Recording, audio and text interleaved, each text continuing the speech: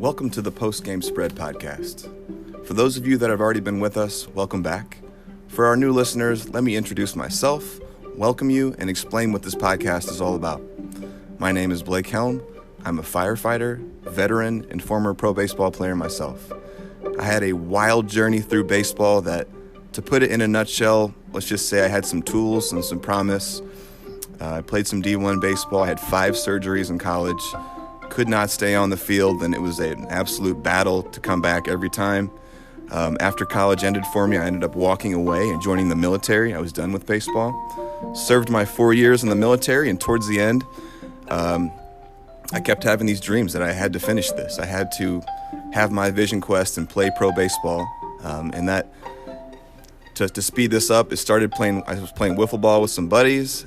Turned into playing in a men's league, turns into playing for the U.S. military all-star baseball team, turns into trying out and making a reality show with Cal Ripken as the host called The Player that never aired.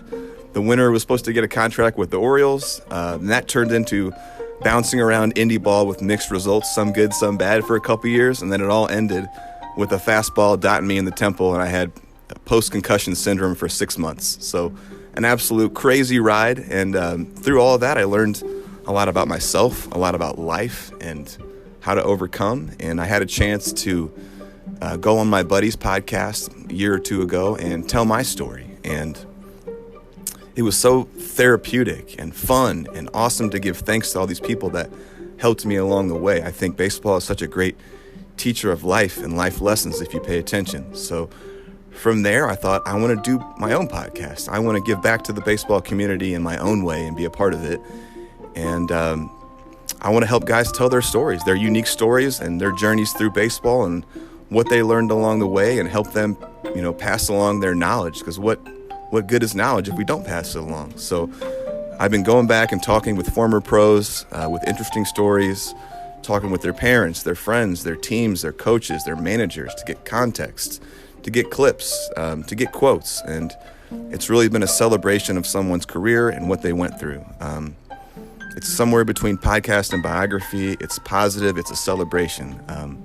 I think we really have something here that's special, and I'd love for it to grow organically, whereas one door opens another door, and we keep opening up to new guests here. So I would love for this to reach, pros with great stories, big leagues, minor league guys.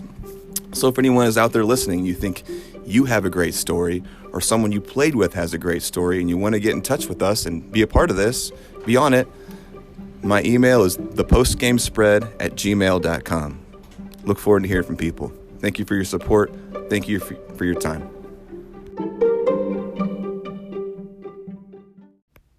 We are also brought to you by 22 Fresh, a street and sport clothing line.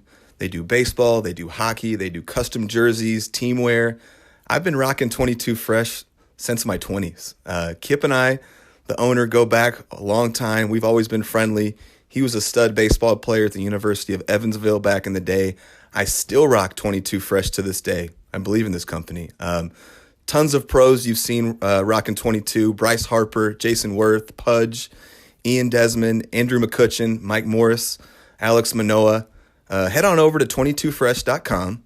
Use the code POSTGAMESPREAD for 20% off. It's okay to be loud and have fun and look fresh. If that makes you feel good, go for it. Thanks, 22 Fresh. We appreciate you guys.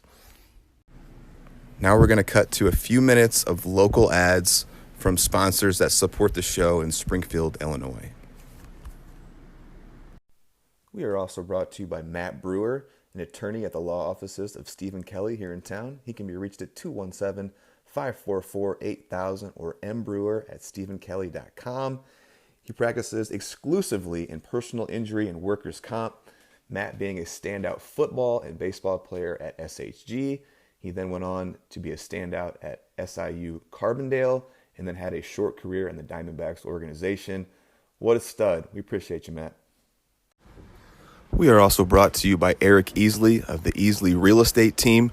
With the Real Estate Group, he can be reached at 217-971-3256 or at theeasleysalesteam.com. This is Eric Easley, local baseball legend. Back in the mid-90s, was a shortstop quarterback combo at Southeast. Stand out there. went on to play at Western Illinois and was an umpire for a long time. Now he has been in the real estate game for about 13 years. Have a lot of respect for this guy. I've always liked this guy. Happy to have him on board. Please go see the Easily Real Estate team for all your real estate needs. We are also brought to you by Chad Marshik and Body Symmetry, located at 2201 West White Oaks Drive, 217-793-9972, bodysymmetry.com. Go see Chad Marshik, the owner, for all your personal training needs. He was the trainer to Ryan O'Malley, Jason and Justin Knadler, Eric Jokic. He can train any population. He's one of my favorite people in the world. We really appreciate you, Body Symmetry. Go see Chad and his team of trainers. Hey, buddy. How's it going? Good morning. Good morning, man. How you doing? I'm good. Yeah. I'm good. Sleep well? I did. Yeah. It was all good. Absolutely, buddy. Well, we're back for part 3 here. Here we go. Yeah, the journey continues for everyone still with us here, or for you guys tuning in for the first time. This is the post-game spread. I am your host, Blake Helm. Today we've got Mr. Bo Hart. I haven't commented on it yet, but that is what an all-time great baseball name. It's just, gosh, man, it's iconic. Multiple people have said that in articles as well. To kind of recap back through some things here. In 2003, this man had such a magical moment. He broke a major league record previously held by Kirby Puckett when he hit 460 in his first 10 games. It was call-up. He also tied a 102-year-old record for most hits in his first 15 games with 28. I said it yesterday. I'll say it again. I think this is one of the greatest baseball stories of all time. I mean that. I really think that you seized your moment. And I can't wait to get into how you feel about it. I'm sure you feel a mix of all kinds of things, awe, gratitude, frustration, maybe some what ifs. It did end quickly, but, what if you got another break? What if your timing was different? Did you just miss like a 10-year career? I'm fascinated for you to take us all the way through it, how you saw it then, how you experienced it, and 20 years later, now how you see it. So today we're going to talk to some really awesome baseball guys, some salty, lifers. We're going back and talking to your former teammate, Kerry Robinson, big leaguer, current Cardinals scout, Joe Pettine, former big leaguer, the bench coach while you were up, Mark Dejohn, your AAA manager, former big leaguer, Danny Sheaffer. Sorry, Mark Dejohn was your AA manager. Danny Sheaffer was your AAA manager, former big leaguer, Jimmy Ballgame, Jimmy Edmonds, center field god, 4-time All-Star, 8-time Gold Glove, should be in the Hall of Fame. I'm going to be honest. That's the most nervous I've ever been talking to another human in my life. I had to really talk myself up before calling Jimmy Edmonds. He was awesome on the phone. And, afterwards, when I went back and listened to it, it sounded fine. But inside, I was like 12 years old, like, Jim Edmonds, oh my gosh. Like, yeah, just Jim Edmonds is amazing. When I think of Jim Edmonds, I think of web gems, and like nobody goes back and gets it over their head like Jim Edmonds, right? And just the style, the swing, coming off his front leg, nice and easy when he would release, and so cool. So if you've been listening, in part 1, we go through growing up in California and your kind of improbable rise through all this. It's really fascinating, from being a senior in high school, getting DH'd for as a senior in high school, to not being recruited, walking on at a JUCO, absolutely balling there, getting recruited by Gonzaga, Fresno State, all these places. You end up being a Zag, where you really fit in. You become a Zag for life. You become part of the culture. Tear it up there, onto the Cape Cod, being drafted in the 33rd round. And then in part 2, we go through your pro career, going through your minor league journey, going through your hand surgeries, coming to the realization this was so cool that you needed to be the player that you were, not the player you wanted to be. And that was, man, me and my buddy Joe Hobsmeyer were talking about that. And that is just, so many players need to hear that, or, that would be beneficial. And then you met some guy named Albert Two Holes, told a little story about him. Mr. Two Holes hits 2 home runs. And then, here we are. We're in your AAA year. You're hitting near 300, great stats. Is a part of you thinking you have a shot to be called up? What's going through your mind at this point? I don't really think so, Blake. That's a really good recap. Yeah, it was a little long-winded. No, it was good. I think that I still was not in the realization that the next step was the major leagues. Yeah. I still did not feel like a prospect. I did not feel like I was on the verge. There was no communication from the organization to make me think any differently. Yeah. And again, the opportunity to play at a new level or the next level was pretty much it. But the big league did not become a goal. It just seems so far away still. Right.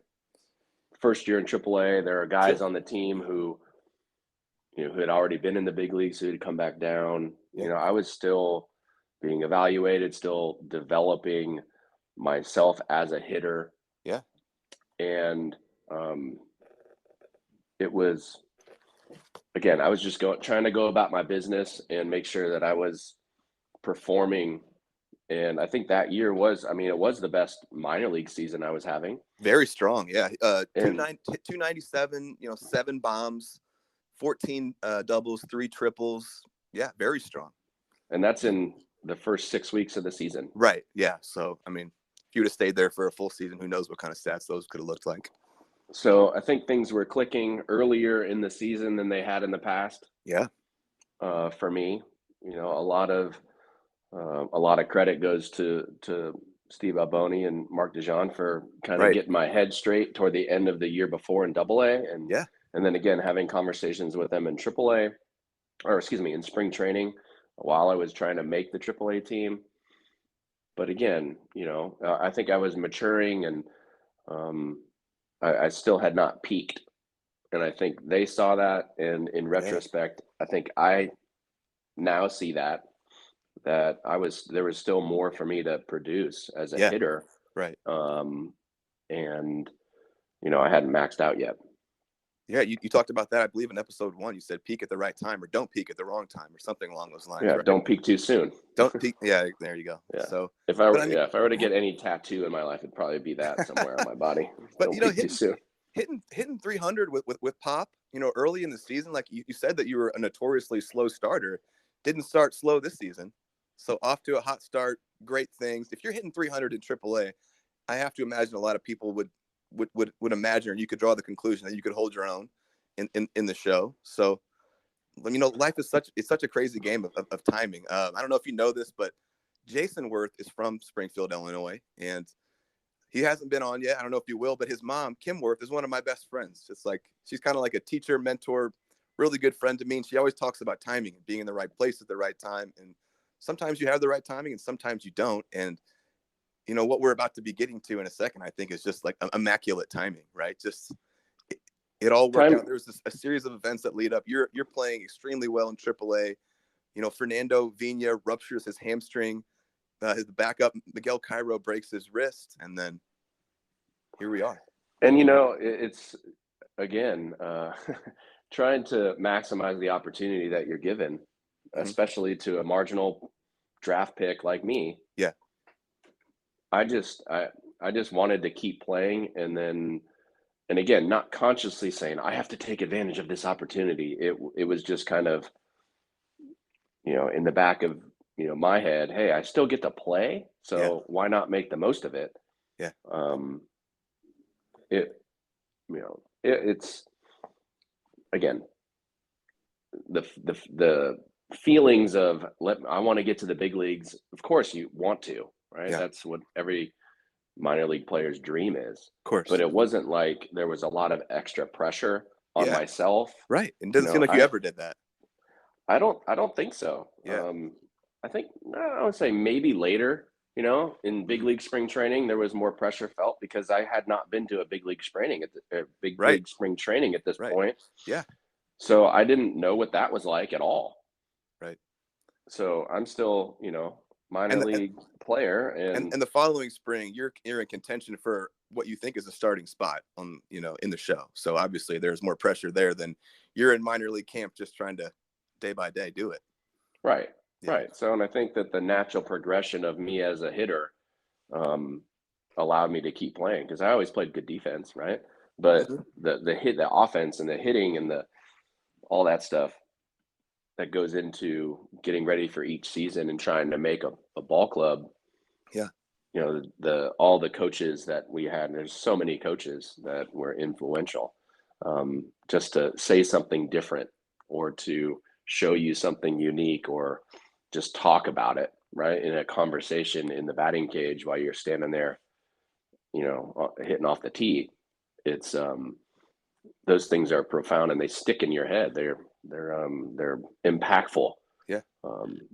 Whether you talk for 10 minutes, maybe there's 30 seconds in there that it's like, oh my gosh, I never thought of it that way. Let me try that or something, or let me think about that.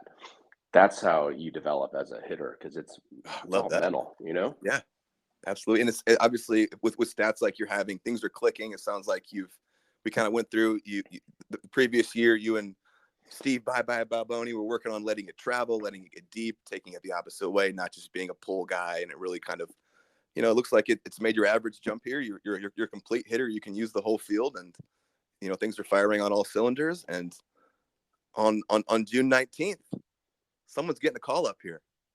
Man, I can remember all the details of that day. We were in Tacoma, Washington. Yeah.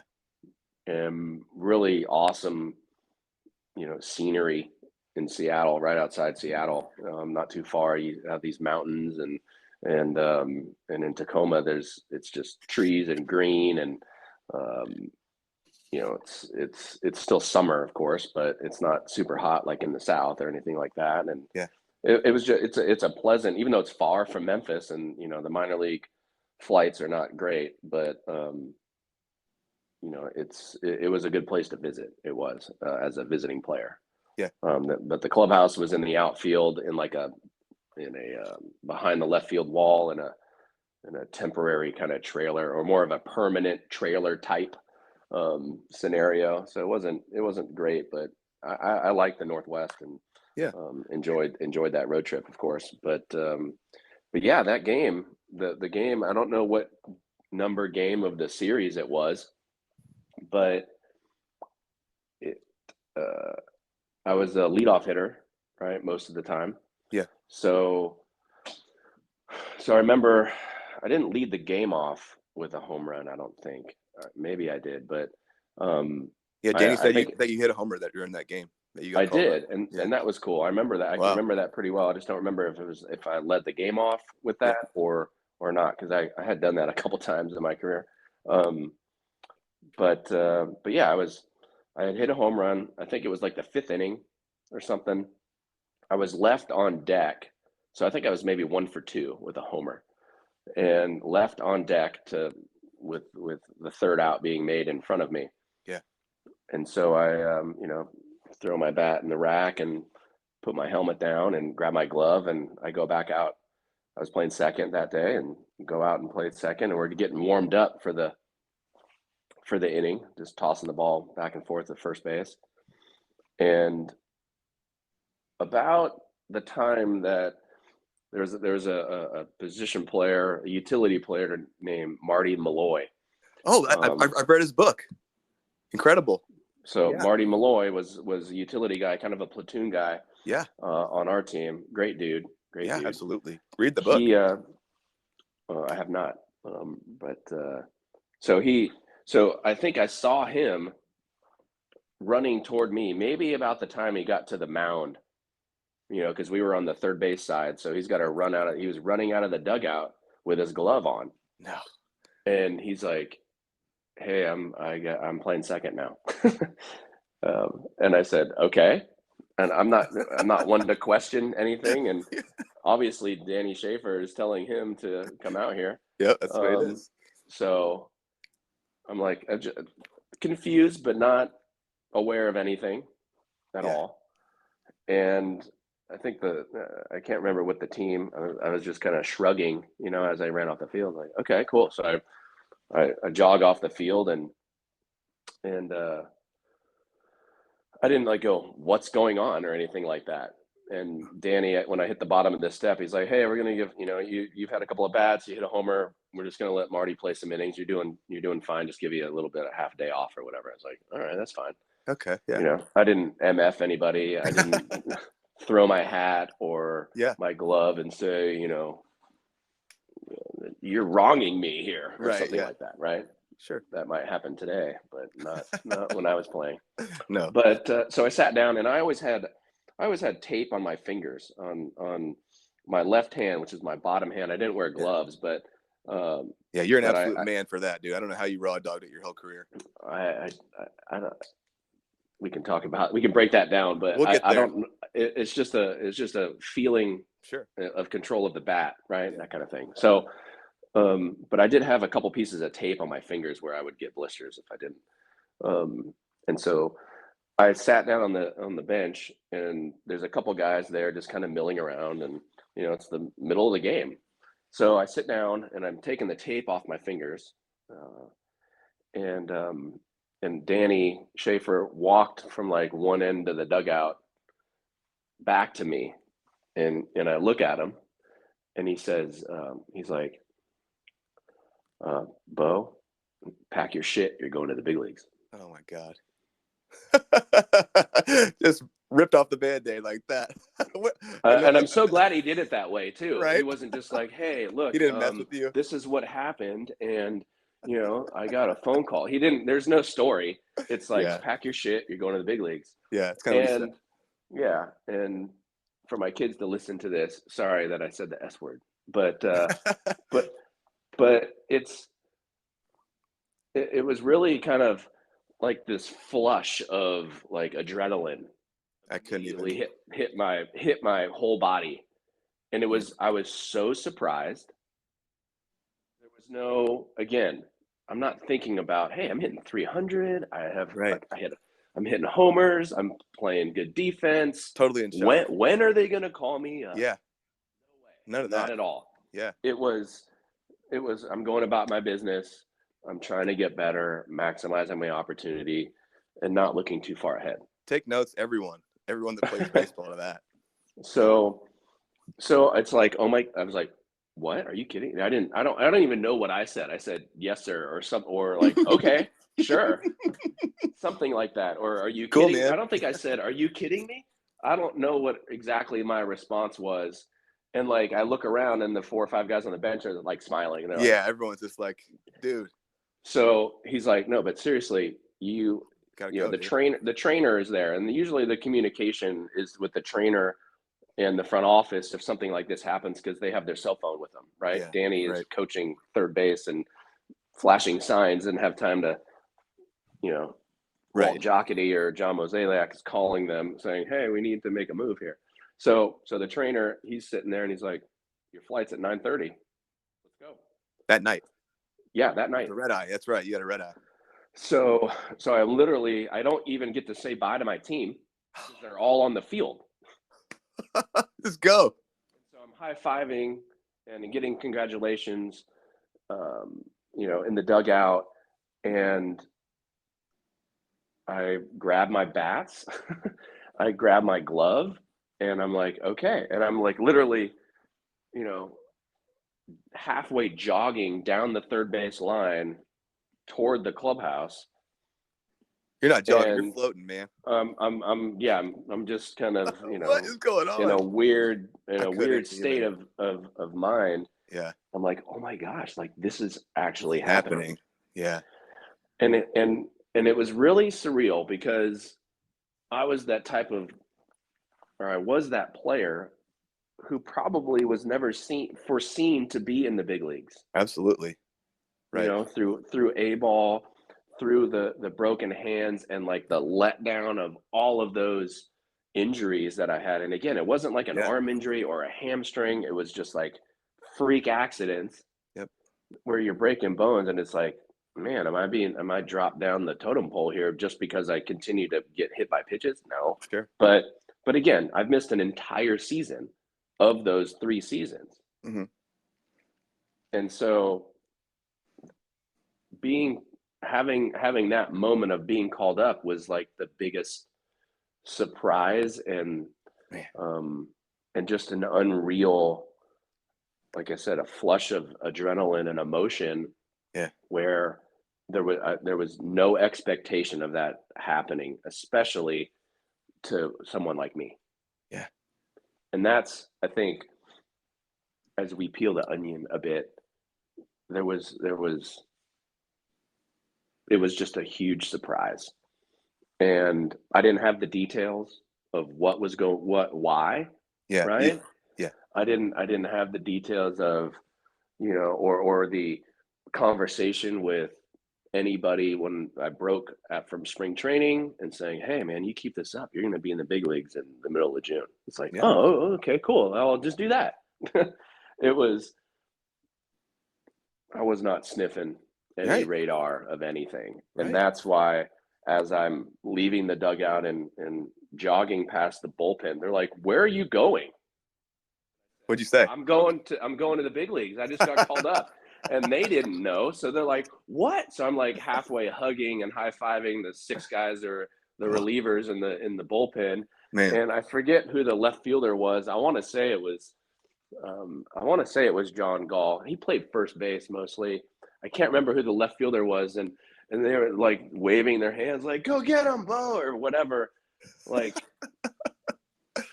again, I'm just in awe, and I just kind of like, said bye to everybody, and the game continued on while I'm in the clubhouse. And apparently, the visiting clubby kind of knew, he was made aware of, "Hey, we're having somebody going to the big league." So, my bag was already packed for me. Oh, that's cool. Which was great. And the trainer's there. He's like, "You need to take a shower." And he's like, "Do you have a sport coat?" And I was like, "I do not have a sport coat."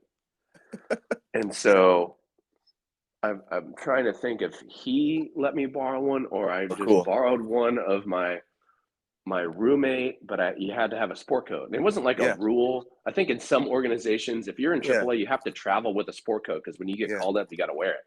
But somehow I got my hands on a sport coat, and that's cool. And so I cleaned up. I got all my stuff there, and then I had to go to the hotel and like pack up my hotel room, all my clothes. Yeah, you're leaving. All my minor league clothes. Yeah. And travel light, and then go to the airport. Man. So that's what I did. So I'm going through this process of kind of like my hands on my forehead, going, "Okay, what? Right. Don't forget anything." And your mind's blown. Like you're just. I don't know what to think. And I think at that point, someone said, "Hey, somebody got hurt, and they needed an infielder." I was like, "Well, all right, sweet, that'd be me." So I get to the airport. Hey, before we get to the airport, let's I got a perfect Danny Sheaffer clip on your call up. Is it cool to play it now? You good? Of course. All right, perfect. Yeah. Well, yeah, it was. And, some players get called up for different reasons. Sometimes they flat out earn it and they get a September call up. And some players get called up because there was a need and there was an injury. And, and I believe that both of those played out with Bo. He had a really good year for me. Yeah. But he also got an opportunity because there was a need at the major league level. And the manager he played for in the major leagues was the one that I played for. Tony La Russa, and Tony's mantra was this. He didn't want players that had to learn to play at the big league level. He wanted players ready to play at the big league level, and so he didn't have a whole lot of patience for player development, and expected that to be done in the minor leagues. And today you'll see players that get called up and they really struggle for a year or two, and then come into their own. We didn't have that luxury with Tony, because when we sent somebody up, they had to be ready. And Bo was ready to play. His first month or so in the big leagues was really, really good. Yeah. And it's hard to play at that level for so long. And it caught up to him, the next spring training for sure. But, when I did call him in the office, and, it was pretty much a replication of, when I called Wainwright in or Dan Herron in or other people like that they were very emotional, very grateful, and it's an exciting time. Cool clip. Yeah, it's great. And for him to hear it articulated that way, right, as far as Tony La Russa not having patience for interesting, right, players to develop in the big leagues, I don't think I had heard it that way, other than when I listened to Danny's interview with you. And that was, and I think I kind of learned that over the time Absolutely. that I was there. But to know that Danny knew that ahead of time, and I'm sure that the reports, because every minor league manager is sending reports through the organization for everyone to read, based on that day, and win or lose, or great play, or whatever the details were. For him to say that, and for him to say he was ready, nobody told me that. Nobody told me that, hey, you're ready, just keep doing what you're doing. And I guess they do that on purpose, but right. But to hear him say that, that makes me feel really good, because I'm sure he was an advocate at some point. Hey, they're calling down there. It's like, hey, who are we calling up? Because there was another guy on the team who I think had more experience than I did, and I can't remember if I think he did play in the big leagues before. He's a switch hitter. His name is Bill Selby, and Bill Selby, he was on that team, and he was a great player and did all the things right. I'd like to say that I played like him. Right, did everything right and played hard and all that great stuff. And I think there was some chatter at some point in the first month of the season. It's like, hey, if anybody goes up, it's going to be Bill. He's a switch hitter. He's versatile and has more experience. I don't remember what his stats were at all. I'm sure he was doing just fine. But yeah, to hear Danny say that and about Larson, I think that held very true to me. Absolutely, it did. As far as development and the following spring training. So, I'm glad that was discussed with sure. you and with Danny, so that could come out for sure. Absolutely. So, going back to your red eye flight here, bud. Yeah. So I get to the airport, and I think the flight was at like 9:30. It was to Pittsburgh, and then I had to catch a connecting flight to Milwaukee, because I think it was a day game, I believe. It was a day game in Milwaukee. Yeah. So there was enough time for me to get there early enough, flying overnight. So, but I'm sitting at the airport, and I'm like, well, who am I calling first? Yeah. I haven't called anybody yet. Who are you supposed to call? Right. So, right. Who am I supposed to call? My family, right? Right. So, and you haven't let anyone know yet? Okay, cool. No, I haven't told anybody. Oh, here we go. So, I'm excited. So, I'm trying to build the drama here. It's amazing. I'm on pins and needles. So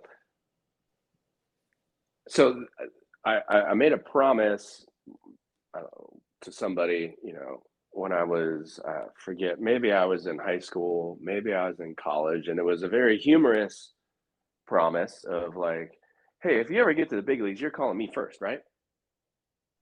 And it was very premature, I think, in my baseball career to be asked that question. And I forget the context, but maybe it was, in some dream world where, hey, if I'm going to be in the big leagues, and I'm going to have all this money and all this fame, blah, blah, blah. So I kept that promise. Oh, cool. And it was to Noka Alderati. Was it to Noka? And it was. And that's awesome. And I remember the phone call, because, I called him, and I was like, he's like, hey man, what's going on? I was like, not much, kind of small talk.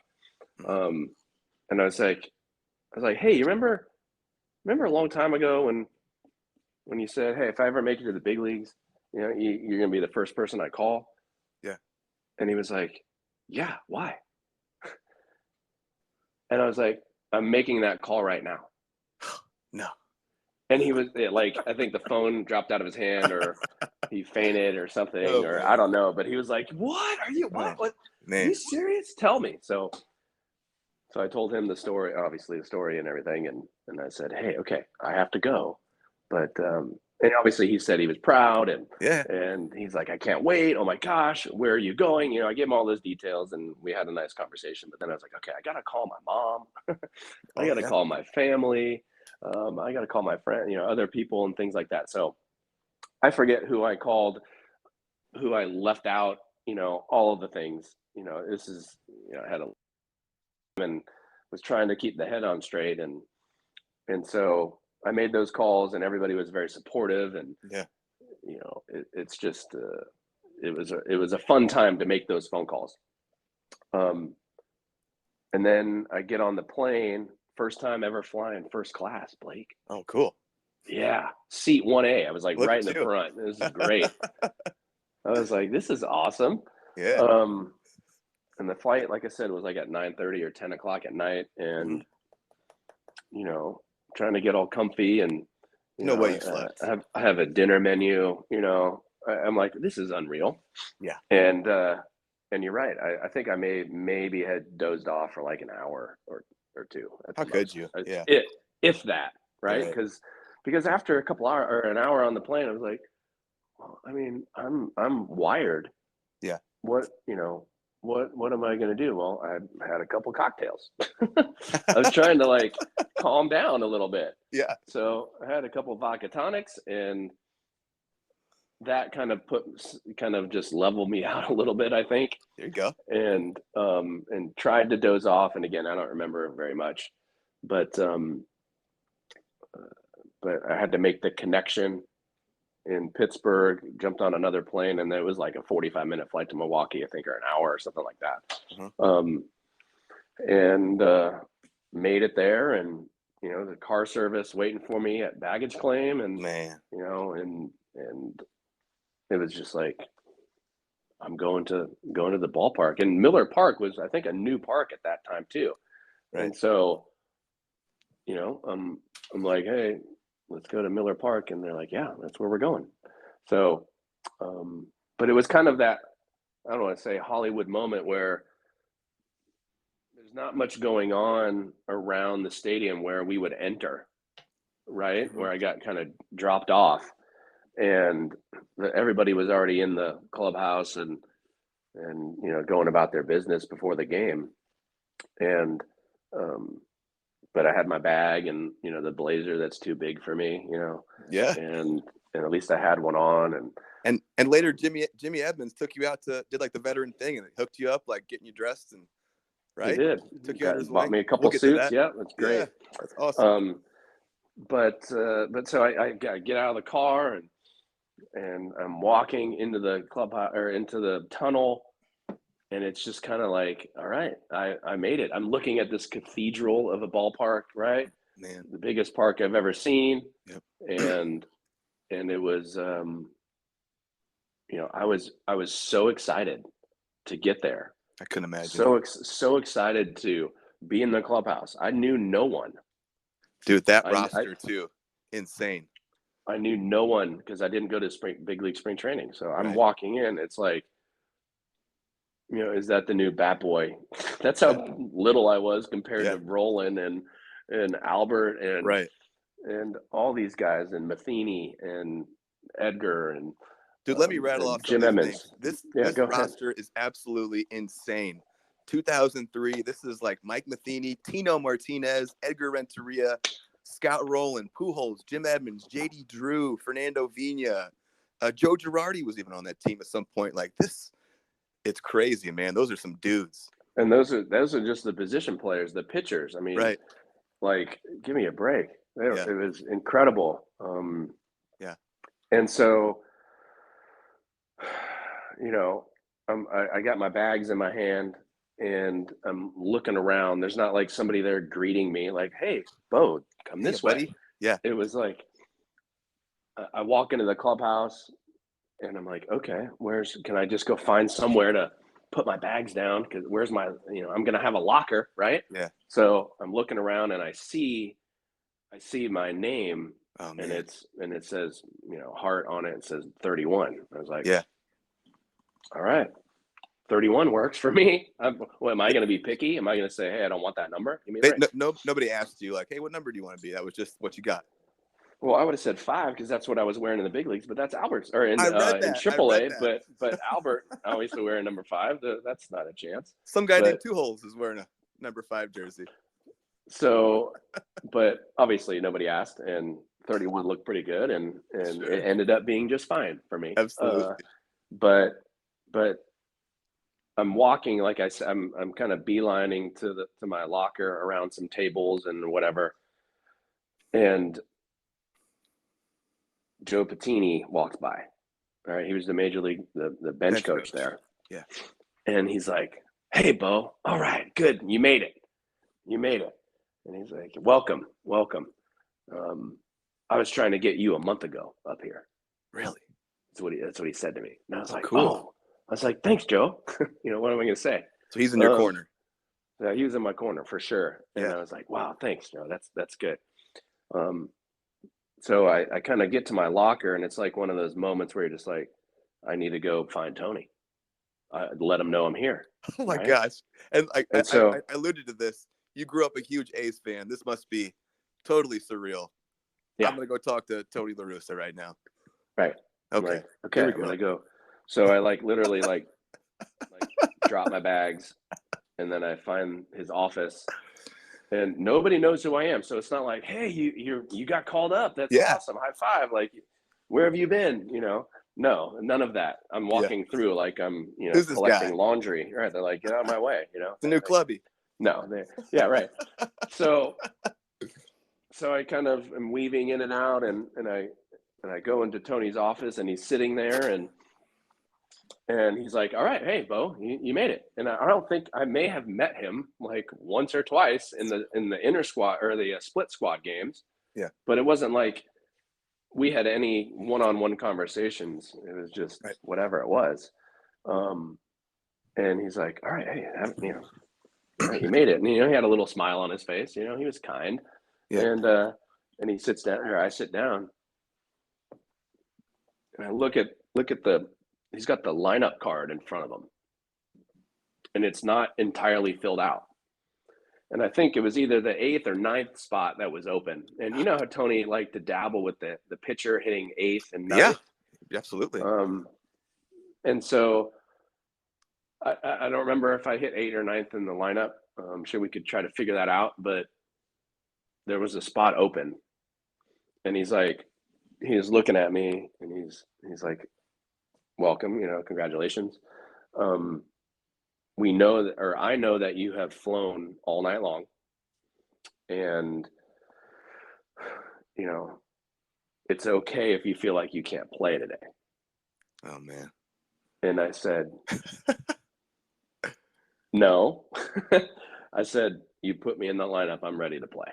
Oh man. And he's like, "All right, man."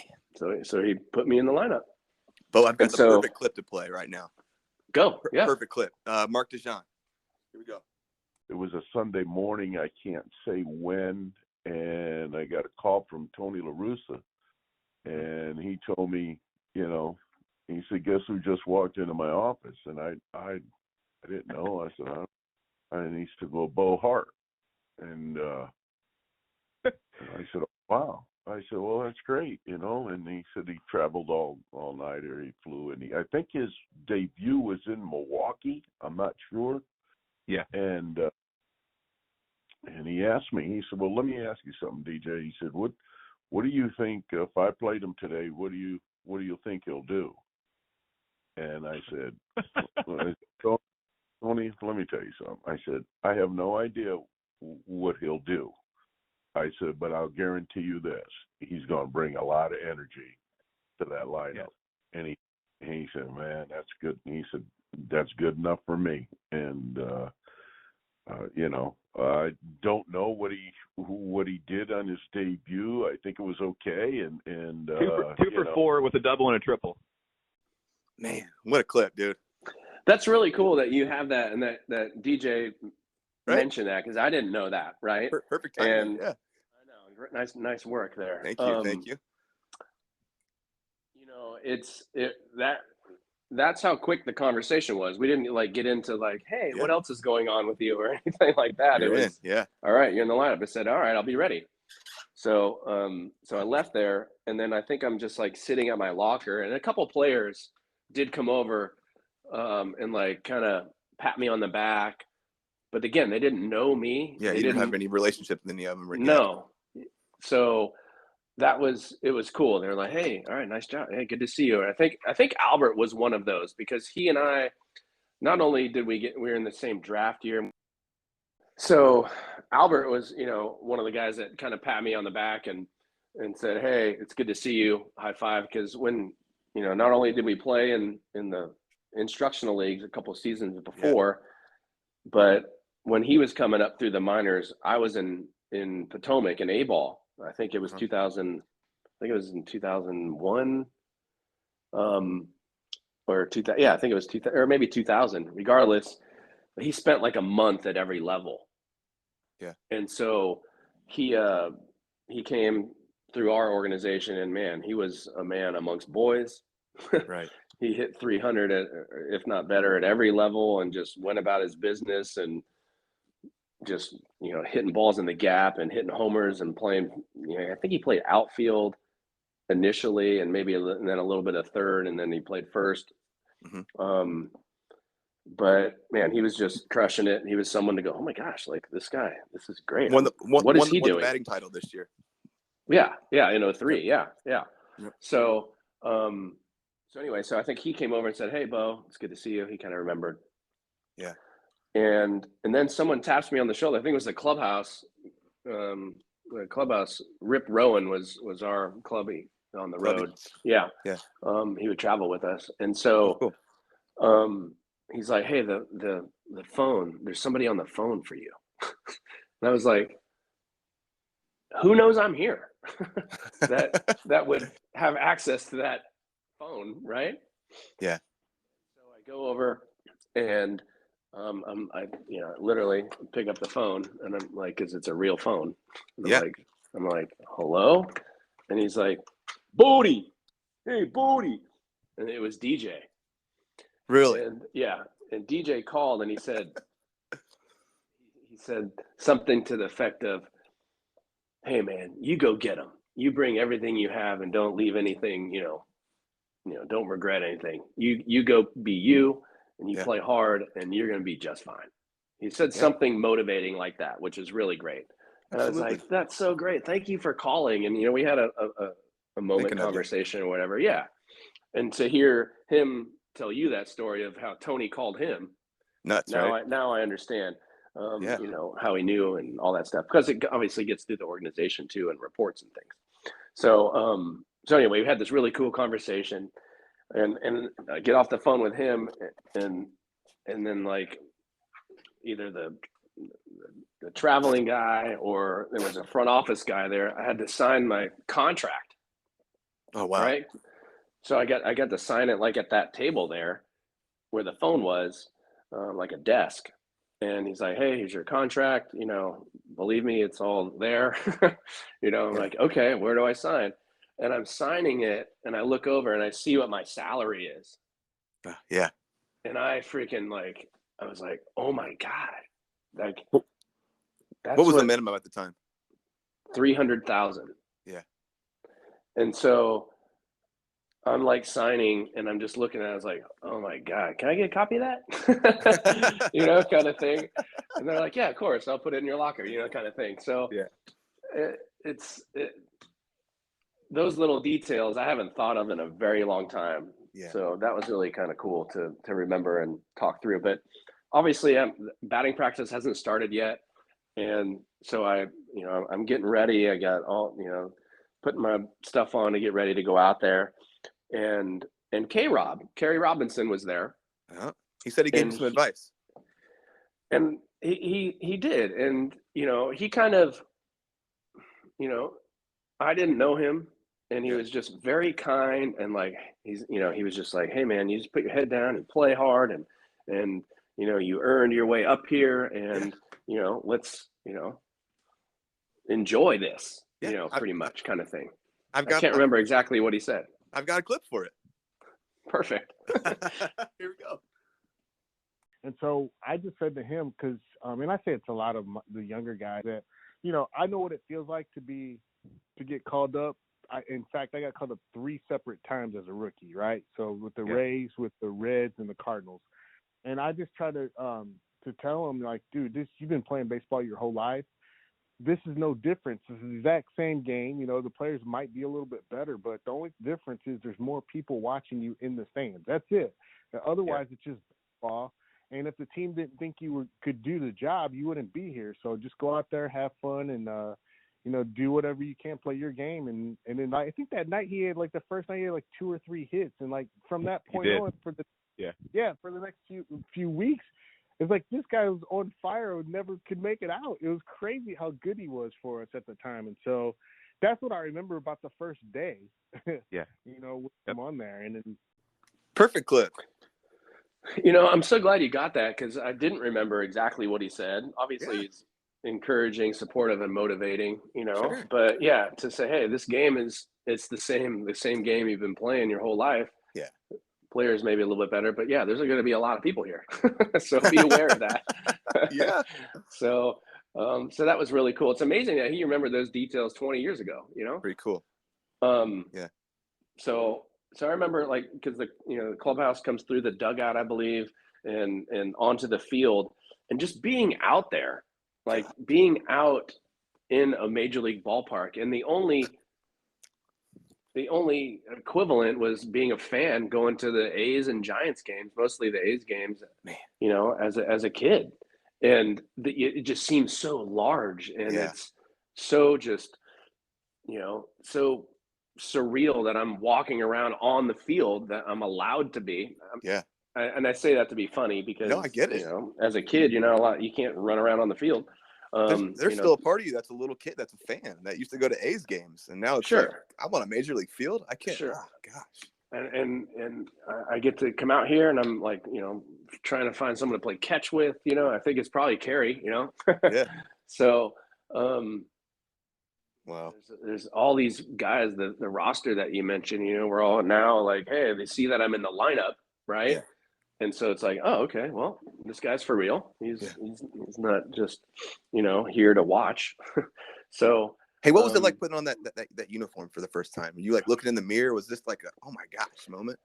Well, I had that moment in spring training, the Cardinal, birds on the bat kind of thing with the hat and everything. And I think that putting on the uniform was very similar, but I didn't have that kind of like, okay, I made it,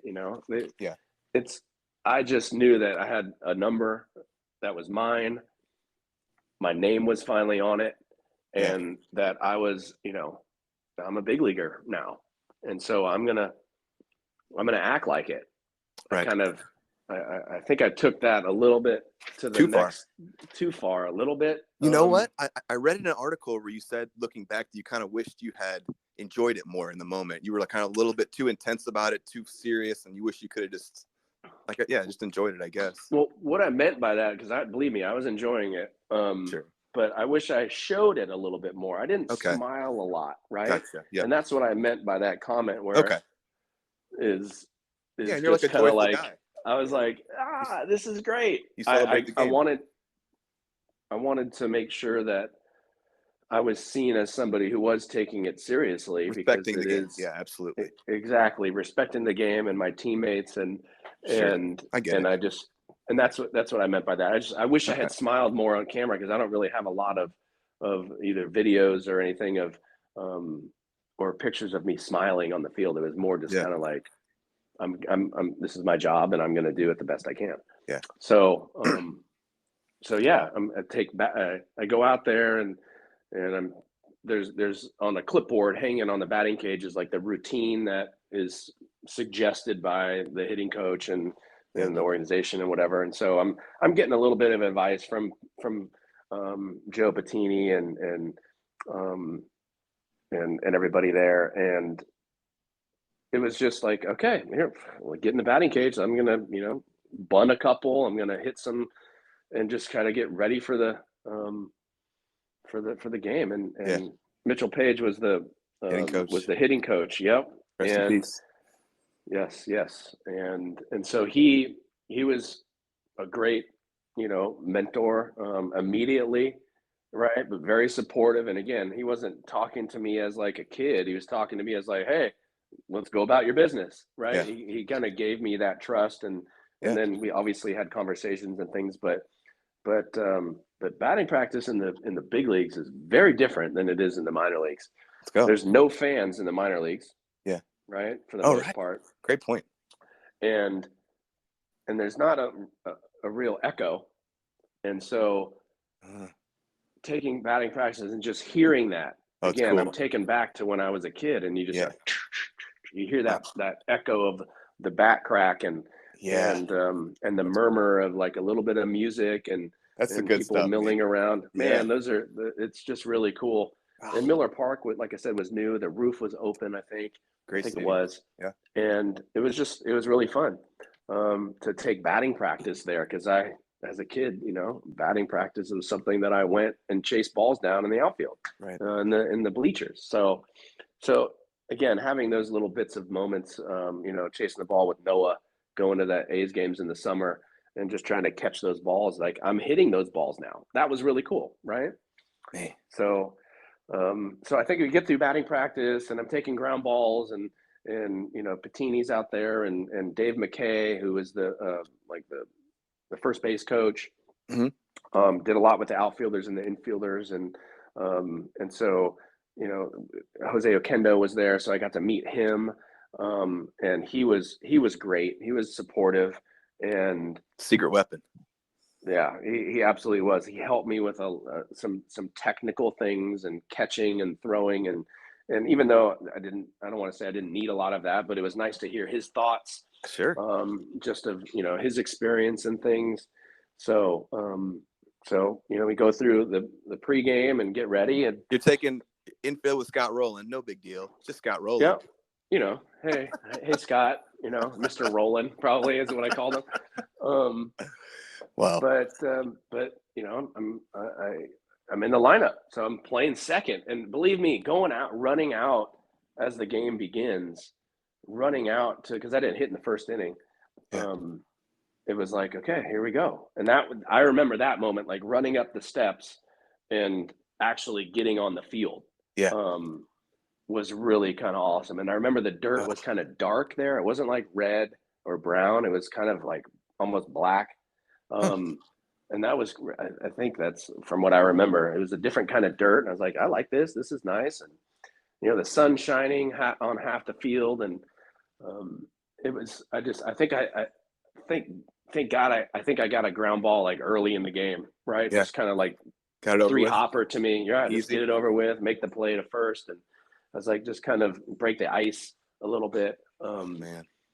And so, And so now I'm getting to be on deck.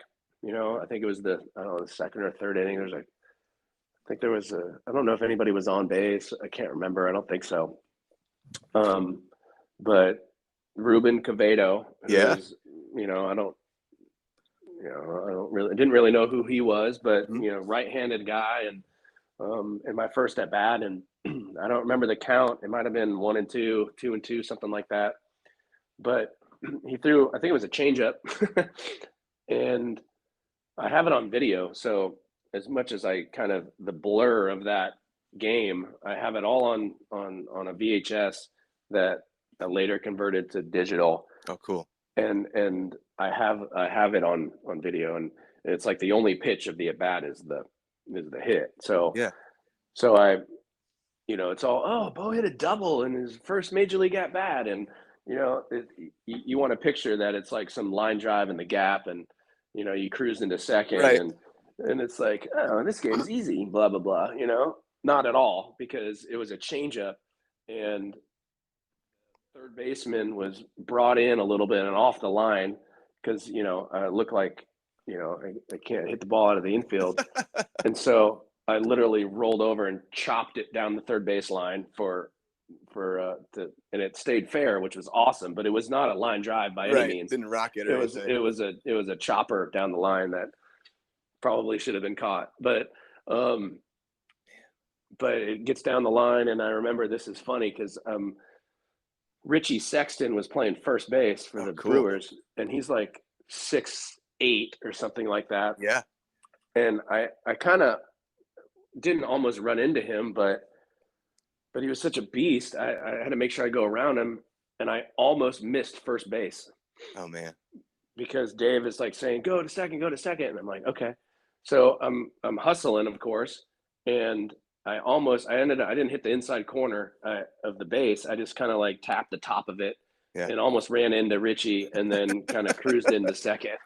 And I was like, oh my gosh. And so the video continues, where I'm at second base and I'm kind of, unfortunately adjusting my cup, which was perfect, kind of embarrassing. And and the ball comes in and then they get the ball into the dugout, and the second base, I think it was either the second baseman or the shortstop, I forget who it was. I think it was the second baseman. You see an exchange between he and I, and he was Latin, and he was like, "Hey man, is that your first hit?" And I was like, "Yeah." And he said, "Was that your first at bat?" And I said, "Yeah." And he kind of gave me a little pat on the leg. Oh, that's right. cool. And I didn't know who he was. His last name was Cruz, which was really kind of surreal because to see that, I don't think I noticed it until later in life where I was like, oh my gosh, it says Cruz on the back. It's my kid's name. But it was a cool little exchange that was very subtle. Yeah. And I was like, yeah. And he's like, well, congratulations, man. I said, thank you. We just kind of had a little bit of a moment. It's really cool.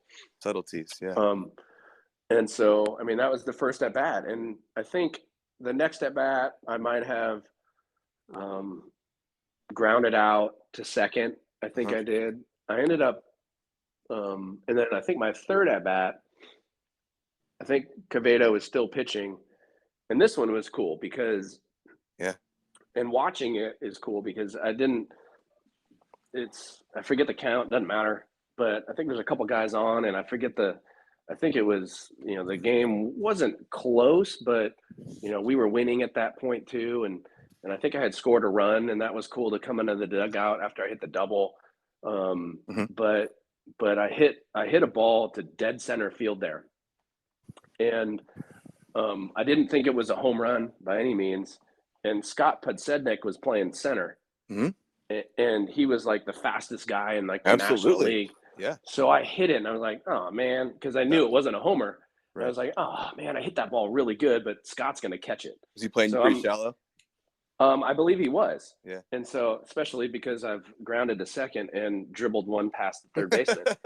So, right. I think, it surprised him as well, especially with no scouting, right? Yeah. So I hit the ball, and I was like, okay, I'm going to run, but he's probably going to catch it. And it ended up hitting the base of the wall in center, and he did not catch it. Oh, wow. I think he lunged for it, but just didn't have enough time to get there. And so the ball's rattling around, and I'm like, he doesn't have the ball yet, and I'm at second or approaching second. I said, screw it, I'm going to third. Here we go. And so I bust it from second to third, and I slid into third base, and I think it was close, to be honest, but I was friggin', safe. And I kind of popped up on my knees, and I was like, holy shit, that was awesome. Oh my gosh. And I see on the video of the replay on this tape that I have where you can see the dugout, like Garrett Stevenson was in the picture, and Okendo he was coaching third, of course, but so he kind of cracked a smile. Yeah. Garrett cracked a smile. He was sucking on a lollipop, he's like saying something to somebody, and then behind him is LaRussa, and LaRussa's like nodding to himself, and he's smiling. He's like, that's cool.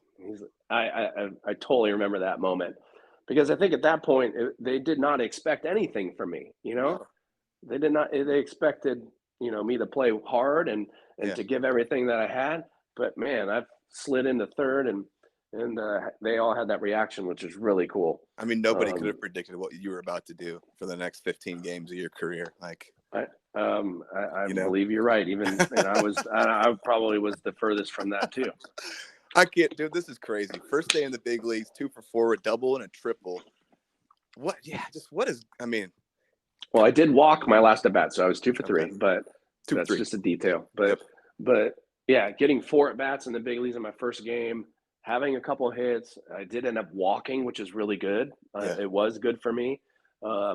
So, and I think it was the next at bat after the triple. So, wow, it's all clicking, right? This was a great first game, and I remember. What a moment. Remember the game was over. We won the game, and I got interviewed on the field. Wow. By like post game, Wayne Hagan, right? Uh-huh. And he's no longer with the Cardinal, broadcast team, but he interviewed me, and I was like, yeah, hey Wayne, what's up? I had this great conversation, and somebody took a picture of it and sent it to me or put it in my locker, whatever, me and Wayne, and it was like, your first big league interview. And so I signed that to Wayne. I said, thanks for my first big league interview. It was really cool. Wow. I just remember that moment. And then I'm in I go into the clubhouse and, high fives and going about our business. And it was a getaway day. So it was the last day. So we all packed up our stuff and was heading to St. Louis that night. What a surreal moment. And so it was really cool. And I'm a little bit sentimental. I think when it comes to my own things, and so I see this ball in my locker after the game, and it's a ball that has a bunch of writing on it, and I actually have it in my office right there. I'll show it to you. Cool. It's a ball it's got all these like weird things written on it, like dribbler down the line, or nice hit, or it has the the date on it, and it's just like kind of thrown together. I was like, and it's stuck in a chocolate pudding container, like with chocolate pudding all over it. I'm gonna get it. That's awesome. Yeah, let me see this thing. And I know that the people on the broadcast or podcast look at it. There's right? indeed pudding all over this ball. It looks like just a hodgepodge of writing. And it's like first hit, and then see how the date's like wrong. Right? Yeah. It's May 19th instead of, and then they're like, oops, let me put the 6 on there. So they're messing. And then they're looking at their pitcher, it's just, and the pudding is still stuck on there. And I wrapped it in a napkin because I was like, I'm taking this ball with me. And they're drawing on like the seams and things. And that's awesome. So anyway, I was like, man, they just ruined my first hit. But hey, here it is. I was like, screw it. I'll roll with it. It'll be fine. And someone comes over and is like, hey, we're just kidding. Here's your real ball. Oh, that's cool. And so I look at it and I'm like, oh, that's cool. I was like, you spelled my name wrong on here, and that's not right. And why did you say what? I was like, okay, you guys, that's fine. Thank you. And Barry Weinberg was a trainer there, and he sees me struggling with like these baseballs in my hands, like, you guys ruined my moment, kind of thing. So anyway, he says, hey, we're just messing with you. Congratulations. The second one was a gag too? The second one was a gag too. We're just messing with you. He's like, when we get on the plane, I have the real ball. When we get on the plane, I'm going to write on it. He's like, I know calligraphy, so I'm going to write on it, and I'll make sure everything is accurate on there. Don't worry. And I was like, thanks, Barry. Cool, that was awesome. That's the good big league stuff. Thank you, Bo. That's amazing. So that was the first game, and that's, wow. And then I get on a plane. Yeah. I get on a chartered plane for the first time, and after the game, I think I was on the bus. I remember this moment too. I was on the bus and I turned my phone on. It was like a flip phone, right? Remember those? Sure. Little flip Motorola or whatever, and I had like 35 voicemails. Oh, I could imagine. And I got to listen to all those and all these people saying, "I had no idea I saw you on TV," that kind of thing. And I just remember all those awesome details, and I'm just glad I get to kind of go through that with you, because it feels pretty good. Oh gosh, I can't even imagine. And then I read an article that you called your former teammate that night George Arnott. Mm-hmm. And that we were telling him how unbelievable this experience was and all this stuff. Yeah, George and I played against each other in high school, and then we both were at the junior college together. We were the same year, right? Cool. And so we got to play at Cabrillo together. He was a catcher. And then we both got scholarships to Gonzaga, which was incredible, right? Yeah. And then we were roommates for those 2 years. So George and I were pretty close, and we got to share a lot of cool conversations, coming through, going through at Gonzaga, and he was the everyday catcher, and so we shared a lot of discussions on baseball and life and things, and then he and I had a great conversation just about that, and he ended up coming out. He and another guy came out in that first homestand in St. Louis, which was really cool. Wow. And then so after this, you guys end up in KC. Well, no. So we went to St. Louis first. Okay. And then we had a homestand there, and that was, you talk about playing in front of more people. Playing in front of St. Louis fans was playing against unbelievable. KC. Yeah. Excuse me. I think you're right. Yeah, we did play against Kansas City. Well, it might have been Cincinnati, actually. Or maybe whatever the homestand was. Yeah, it was KC. You're absolutely right, because I got my first at bat in St. Louis, which was off of Jose Lima. Every pitcher you faced in your first 15 games, every date, everything right here. We're absolutely right. You're absolutely right. So Jose Lima was pitching against us in St. Louis, and my first at bat, and again, I think Tony hit me 8th again or 9th the second game. Yeah, and so.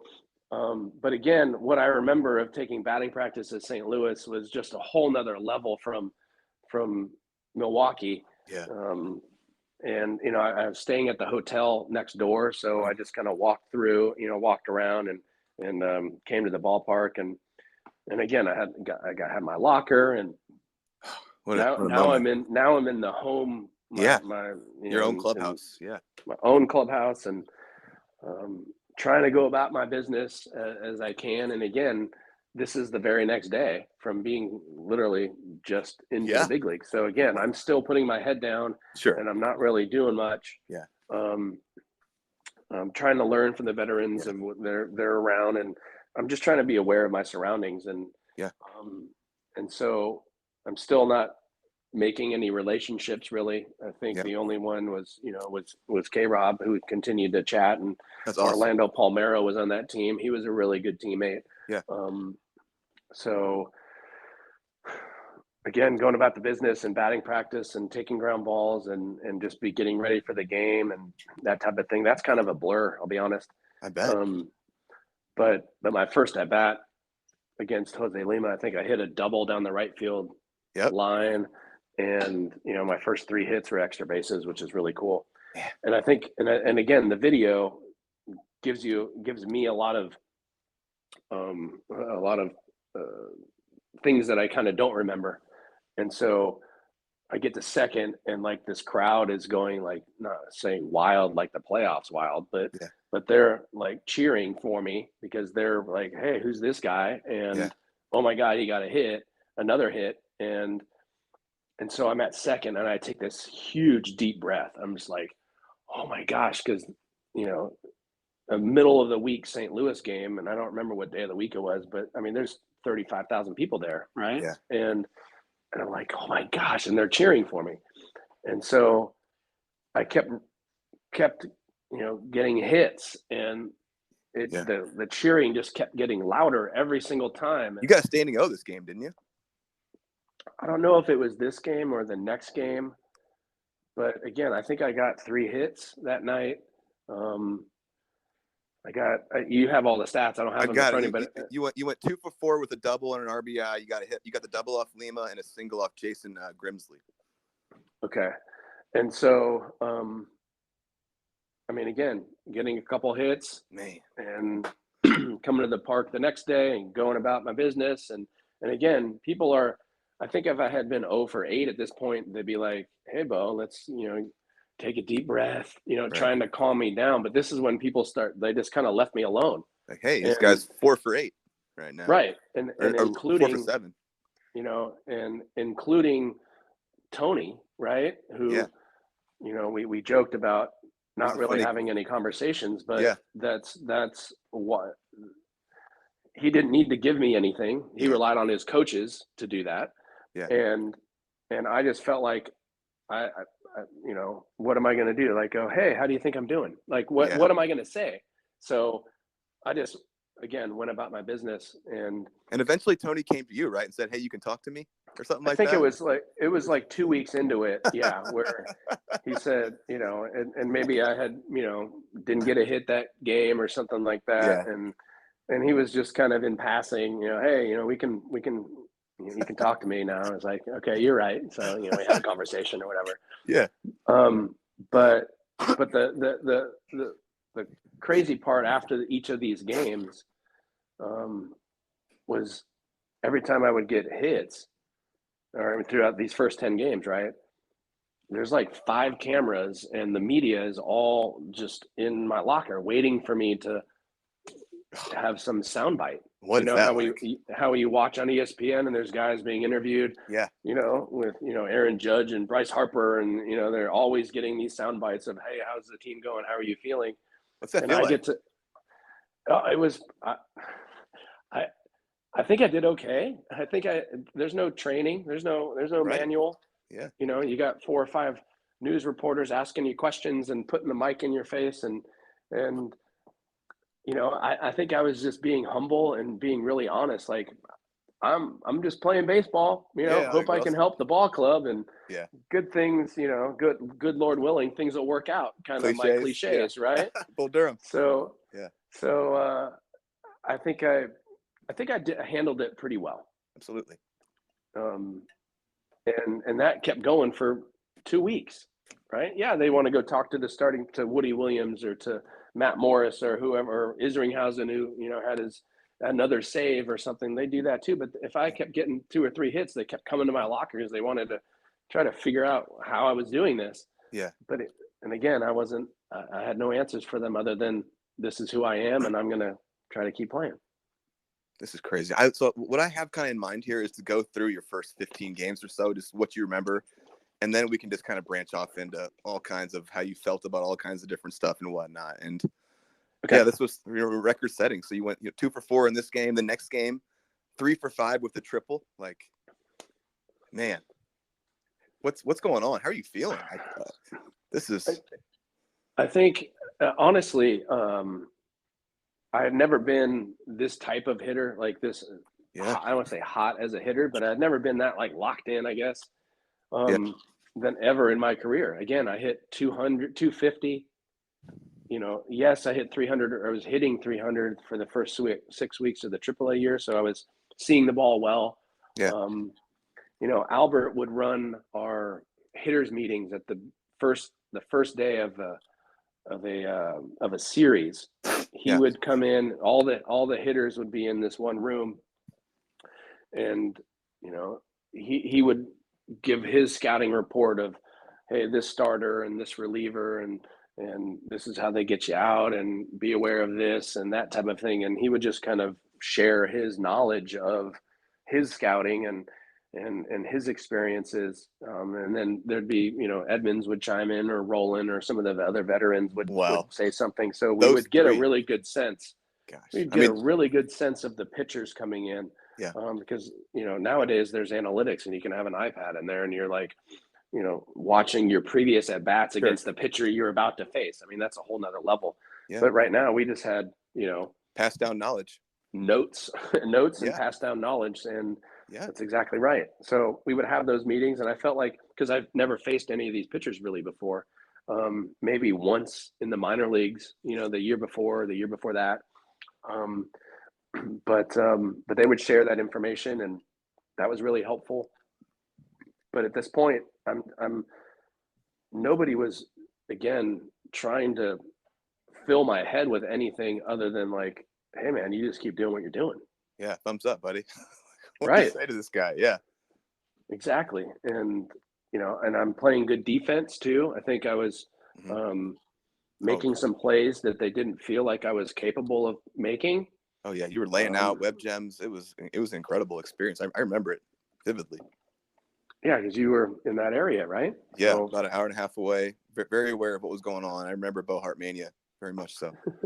Seriously, that's really awesome to hear. That's great. But again, I'm trying not to over analyze things. When I was there, I was just like, hey, I'm gonna have a routine, and I'm going to get ready for the game. Yeah. I'm going to play the game, and whether I go 0 for 4 or 4 for 4, I'm going to come back the next day with the same type of reset and like, okay, here we go again. And that's the repetition and the grind of baseball, is trying to not let the day before affect the day that you're in, whether it's super positive or super negative. And it's a long road the whole season. So I think I was, mature in that respect, where I was like, I'm not going to let the failure or the success take me too high or too low.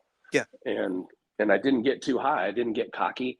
I didn't take anything for granted. And obviously I was in the lineup, right? And I continued to earn that. I think I played 36 games in a row. Okay. Without a day off. And I'll tell a funny story about that later, but I didn't even get the full day off. I'll tell you that.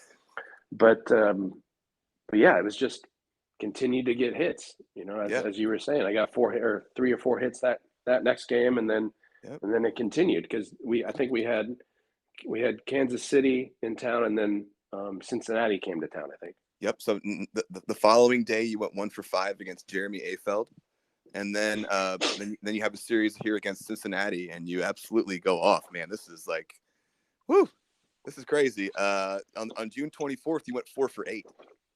Remember that game? I think 4 for 8. Really? That's what I have. Cow. Okay. I don't think it was a doubleheader, so maybe it was a long game. Yeah. Must have been. Yeah. Hits off Jimmy Hayes and Chris Retzma. Anything notable about that game? No, I just remember, again, I wish I was smiling a little bit more, because so the video I keep referencing is I have every single hit that I ever had in the major leagues on one. And again, it was one season, to be honest, because I only had 2 hits the next season. 2 hits the next year in 2004. So I don't have those, but I have all of the hits, and I didn't get this tape till the off season. So I'm sitting at home, and, I get a big yellow manila envelope in the mail, and I open it up, and it says Hart hits 2003. And I was like, holy wow. Yeah, I'm watching this. Yeah. so I mean, it's like, December or January, and I'm like, let's throw this thing in here. And I watched that thing over and over again, of course. But so that's why I have all these hits, and I can remember them that way, But when Cincinnati came to town, that was really fun. Again, didn't know it. I didn't know any of the pitchers. They didn't know me, and so they just kept. I just kept getting hits. I mean, and ended up hitting my first homer. The following day, 3 for 5, hit a bomb off Paul Wilson, the unfortunate recipient of Kyle Farnsworth fist at one point in his career. Brutal. I remember that. One of the best baseball fights of all time. Anyway, what's it feel like hitting your first major league bomb, dude? Like, again, I did not have a lot of power. I was kind of a gap to gap guy, but it led off the game, and I think 3 of the 4 homers I hit were leadoff homers. Wow, that's cool. And the other one was a grand slam at Shea Stadium, which was announcing really your presence, awesome. Authority. That's right. So, but hitting the first one, man, I didn't have very many no doubters in my career, so I'm hitting it, and I'm like, okay, that's in the gap, I'm running, and just being able to kind of shut down one gear and just kind of coast around the bases, and it's in St. Louis. Is the only home run I hit in St. Louis. Yeah. And so that was, and the fans are cheering, and it's just, man, it was a really, really awesome feeling. And I think I cracked a smile at some point when I got into the dugout, which was really cool. I kind of remember that, and just high fives, everybody really congratulatory. And and this is the bat that you saved too.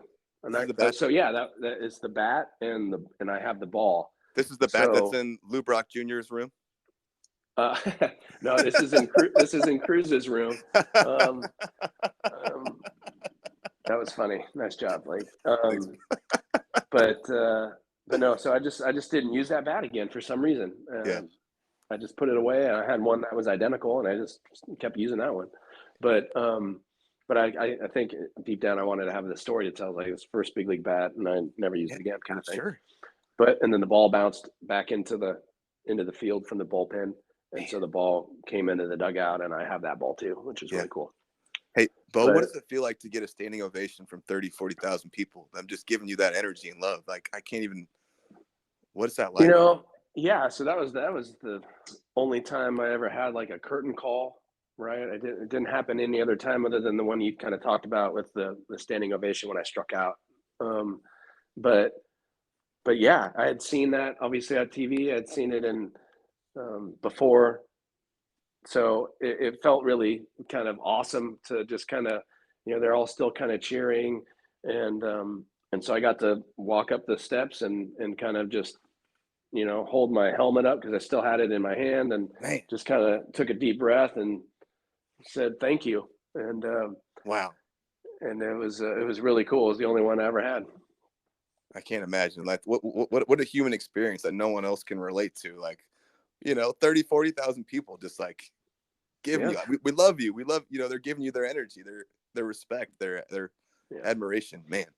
So really cool. St. Louis fans are known for that. And they are. And I felt it, man. I terrific fans. Yeah. Okay. Well, so we're, and then after this game, you followed this up with another 3 for 5 off Jimmy Anderson and Chris Retzma. And that kind of concludes the Cincinnati run. Do you have anything to say about that day? No, I kind of don't remember, but again, you reset from the day before and I'm in the lineup. Now I'm hitting leadoff, right? After I think 3, maybe 2 games, that's when La Russa put me in the leadoff spot. So I like that because I felt comfy there.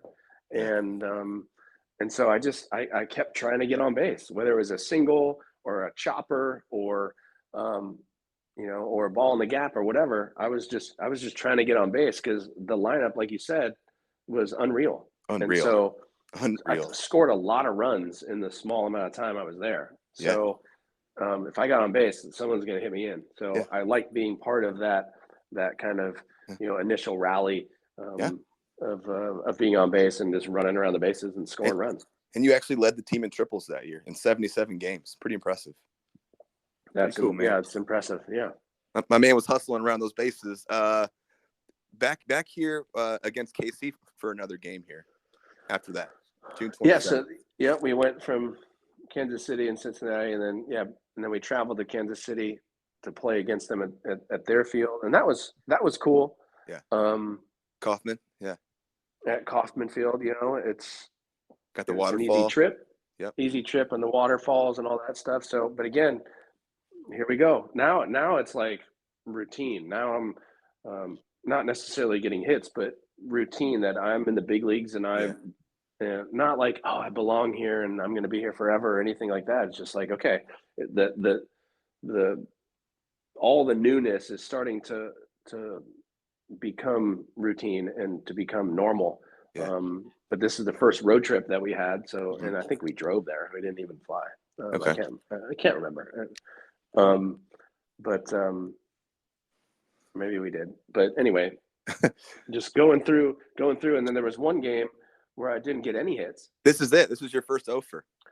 Okay, so I remember that because I think Edmonds hit like 2 homers in this game, and Roland hit like 1.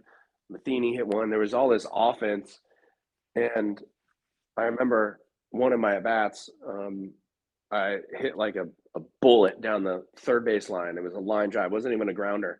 Yeah. It was a bullet, and like the guy dove and caught it. And then I hit a ball into right center field, like awesome. Like, okay, that's a double, maybe a triple. Yeah. And the right fielder like lays out and like robs me of extra bases. And that was 2. I could have been 2 for 4 there, right?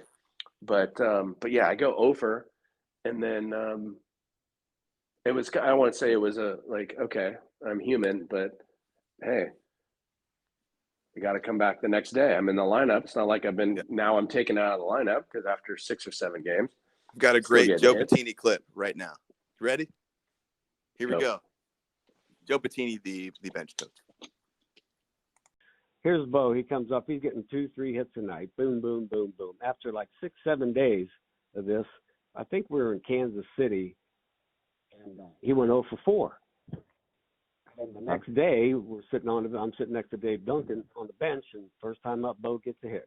Next time up, Bo gets a hit. Dave Duncan just looked at me and says, "Well, it was nice to see Bo come out of that little slump he was in." And I think he got 4 hits that day. He ended up with 4 hits. Isn't that great? That's incredible. That's funny. I didn't know that at all. Yeah. I mean, there is a lot of humor in sports, and that's just especially a perfect baseball. example. Yeah, and there's a lot of like one-liners and things that so many funny guys that I ran across, and it's funny to hear Dave say that. That's really awesome, Joe telling that story. But yeah, I did get 4 hits that next day. Yeah, 4 for 6 the next day. No big deal. Just right back on the horse. That's fine. I didn't get any hits the day before, but I made up for it this next day. I remember that. 4 for 6 against Jeremy Afeld the following day, 1 for 5 with a double. And this would be your record-setting 10 games right there. And then the second record would be the 15 games, over. But this is when you break Kirby Puckett's record here. Surreal. So I had no knowledge of that. It wasn't like somebody giving me updates, right? Or anybody. I don't think I knew that for months. Again, I wasn't tracking myself. So it was awesome to hear that had happened during the season. It was the off season, I think, when I learned that. And it's really, it was a great first 10 games and continued it for another couple weeks. And you were definitely hot for a long time. And it was, and I was playing every single day, which is so key in baseball. You got to play every day. Yeah. And whether you're 0 for 10 or 10 for 10, like the next 10 games are it does even out. You just need the time, the playing time and the at-bats for it to even out. Because there's no way I was going to hit 460 for the rest of the season by any means. So, and I knew that, but I was enjoying the run and getting hits and, having a great time. I really, really was. And like I said, multiple times, I wish I had shown that a little bit more. A little joy. But again, there was joy after the games and there's joy before the games, but I held it in and just tried to maintain my professionalism at that point. And that was something that I learned from being at Gonzaga is like, hey, you got a job to do and, be a quote unquote pro. But I wasn't like, oh, like a lot of players are today. It's, I put my head down and did my job. Absolutely. Next game, you faced Jason Schmidt. He was dirty. Didn't have your best day. Diced you up 3 times.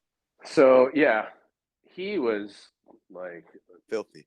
There was just something about his deception and the movement he had that, I struck out 3 times. Yeah.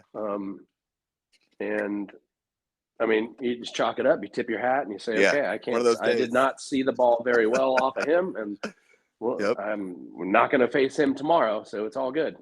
Yep. Following day, had another offer against Brower and Joe Nathan. Following day, 1 for 4.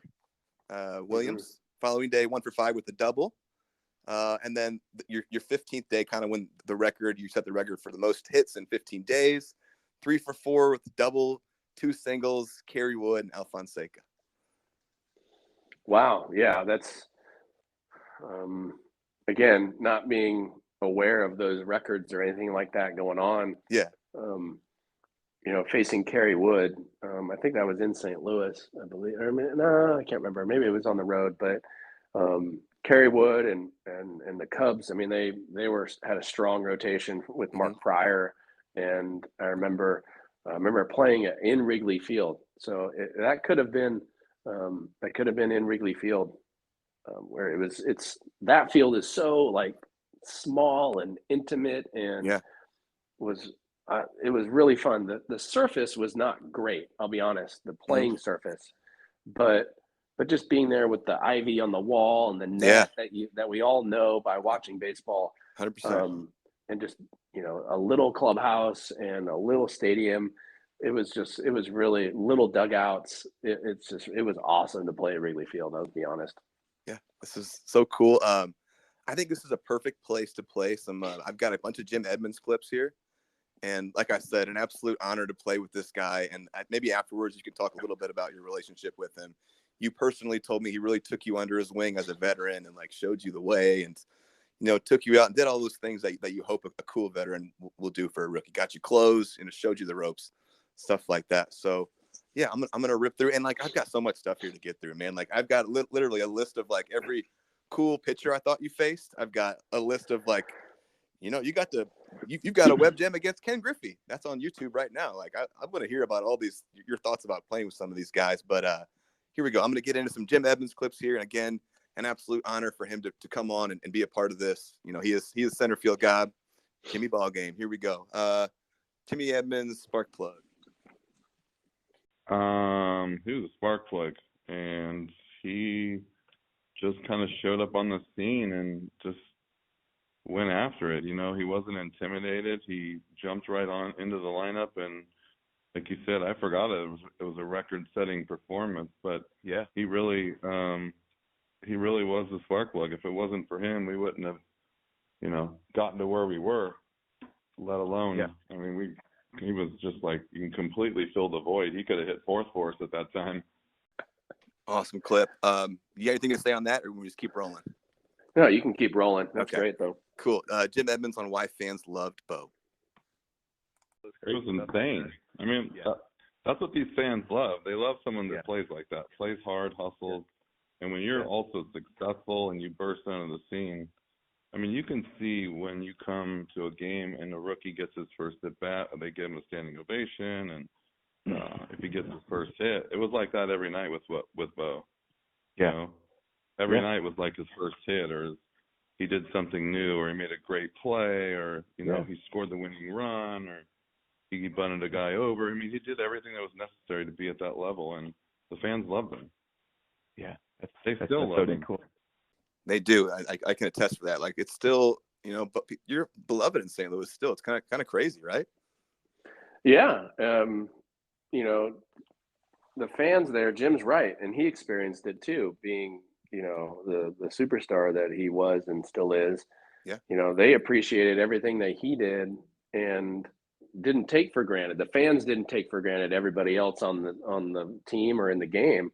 Like if it's a big out from some, lefty on lefty specialist, like, they're getting the appreciation from the fans because, Steve Klein is kind of a crazy guy, but he'd come in and face and get a lefty out and they'd be like, yeah, Steve, way to go. It's the sixth inning. And he, comes in to face one person and gets him out.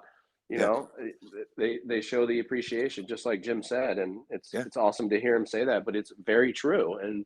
And it's, that's one big thing that I miss, and I'm sure other athletes miss, is the crowd and just that exhilaration. And I think, when I'm watching sports nowadays, either by myself or with, my family or friends, it's when there is that moment in sports where there's this play that happens where the fans go from being very quiet to just cheering really, really loudly. I'll replay it because that gives me chills because that's what we all love as athletes is yes, the appreciation because you're doing something, but it's the sound and the feeling that a crowd of 50,000 people, you can't duplicate that.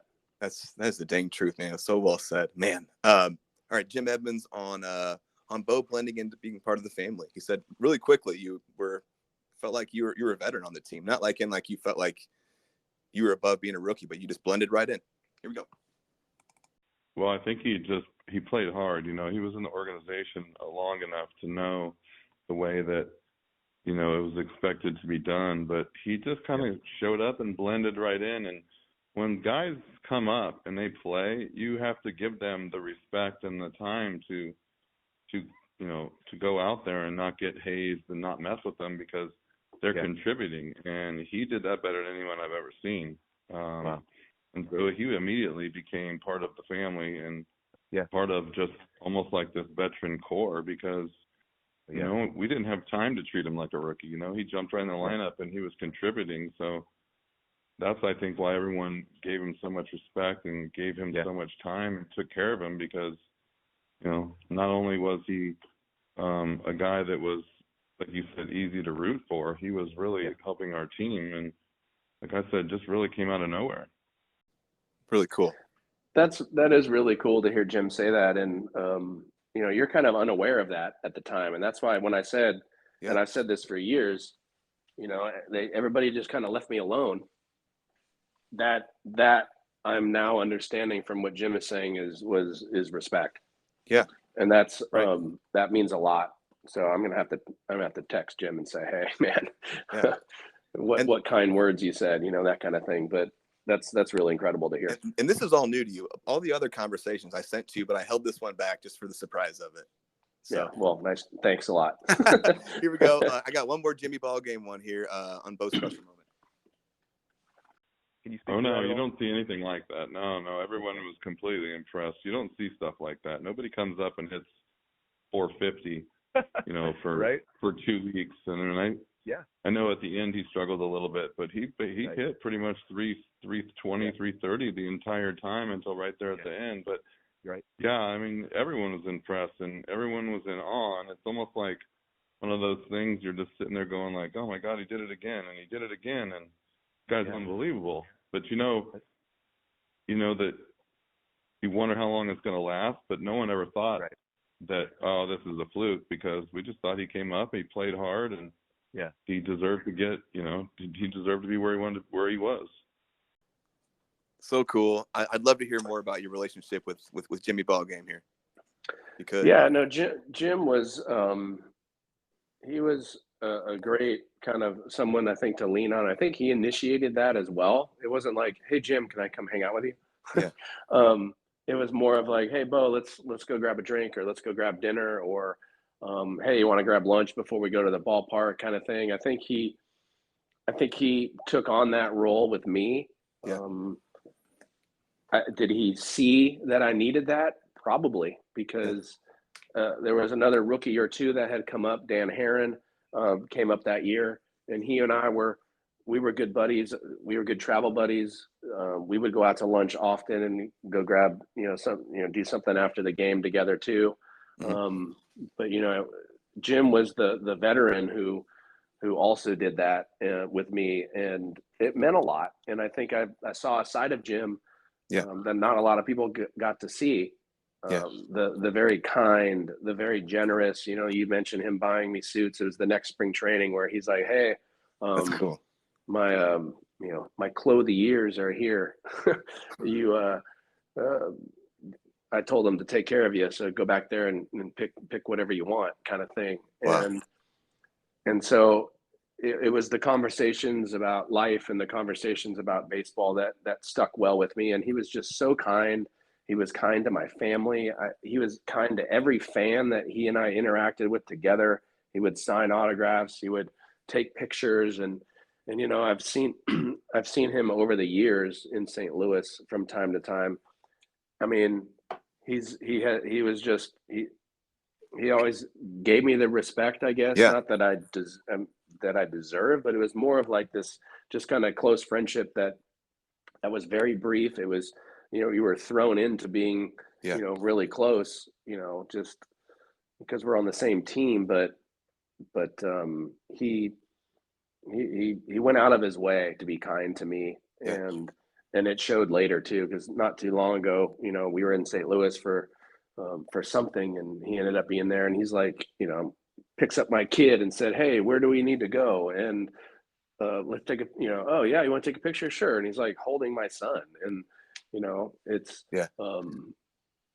and very kind to my wife Lydia, and all of the things. And so it's awesome to hear him say that, because it's not like I heard anybody say these types of things when I was playing and so long ago, but it was just, he was really impactful in things that that only a veteran to a rookie could, that dynamic that could happen. And so for him to say all these great things is great. And it was really, really awesome to hear. So thanks for putting that together. Absolutely, man. It was, not only was it cool for you, I'm sure, to hear this, but it was an absolute thrill for me to talk to Jim Edmonds. I keep saying it, but man, I should be thanking you and Jim for participating. I think you also mentioned to me personally that Scout Roland was pretty cool to you as well? He really was too. He was also an infielder, and so there was a time where I was struggling in the next spring training, and he ended up pulling me into the cage like after a long day. He's like, "Hey, let's," I was playing third or something, and he's like, "Hey," and I made like an error in the spring training game, and he's like, "Hey, let's get you back to where you need to be. Let's work on a couple things." And it's 15-20 minutes of a bucket of balls and him throwing short hops and what he does. And so I would try to emulate that. So those types of things on the field, right? Yeah. But then again, one time we were actually in Kansas City, this last series we were just talking about, and throughout the first 2 weeks there, a lot was being asked of me by the media. I was doing all these side interviews and always being interviewed after the game. And I'm not saying it got exhausting, because believe me, that's what I signed up to do, is to be in the spotlight, so to speak, from what I was performing. But I was always saying yes. And you got to respect your time. Right. And so, but I felt like I needed to, because people were continuing to ask. And so I'm like, yes, I'll give you some time. And I think there was one time where I just was like, okay, yeah, I'll do that interview. And that was, putting my shirt on or something like that. And Roland's locker was next to mine. And he looked at me and said, "Hey, Bo, you've been doing that a lot, and you don't always have to say yes. If you don't want to do it, you don't need to do it. Yeah. You can take a break." And so I think what I ended up doing was taking his advice. Yeah. Sage veteran advice. Cool. Absolutely. And I just kind of got up and I went over to that reporter and I said, "Hey, you know what? I can't do it. I'm heading out." Yeah. And that was very freeing for me. Sure. Because, I want to please everybody and I want to give everybody what they need. And sure. And again, I signed up to do that as I was playing Major League Baseball. So, but it was a nice boundary for him to show me. Yeah. And it was those types of things. And then Scott, the next spring training as well, said, "Hey, my clue of the year is here. And my suit guy, go pick whatever you want." So he did that for me too.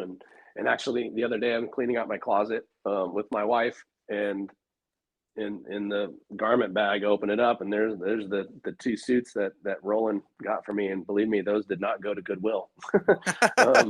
They are going to stay with me forever. That's awesome. Yeah, it's pretty great. But Roland was very influential, and we had a lot of conversations about game and pitch count theories and all kinds of things, and he was he was as much influential on the field that Jim was.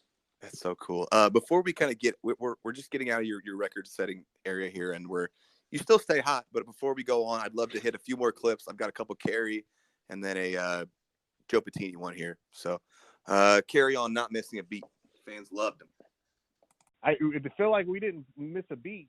He came up and contributed right away, and it was on an at-bat basis, he gave energy to the team, and I think the fans in St. Louis fed off that. He quickly became a favorite, And then Kerry on the STL jumping on your back. Come in and you're kind of the underdog, nobody's heard of you. St. Louis will jump on your back and they'll root for you, especially contributing.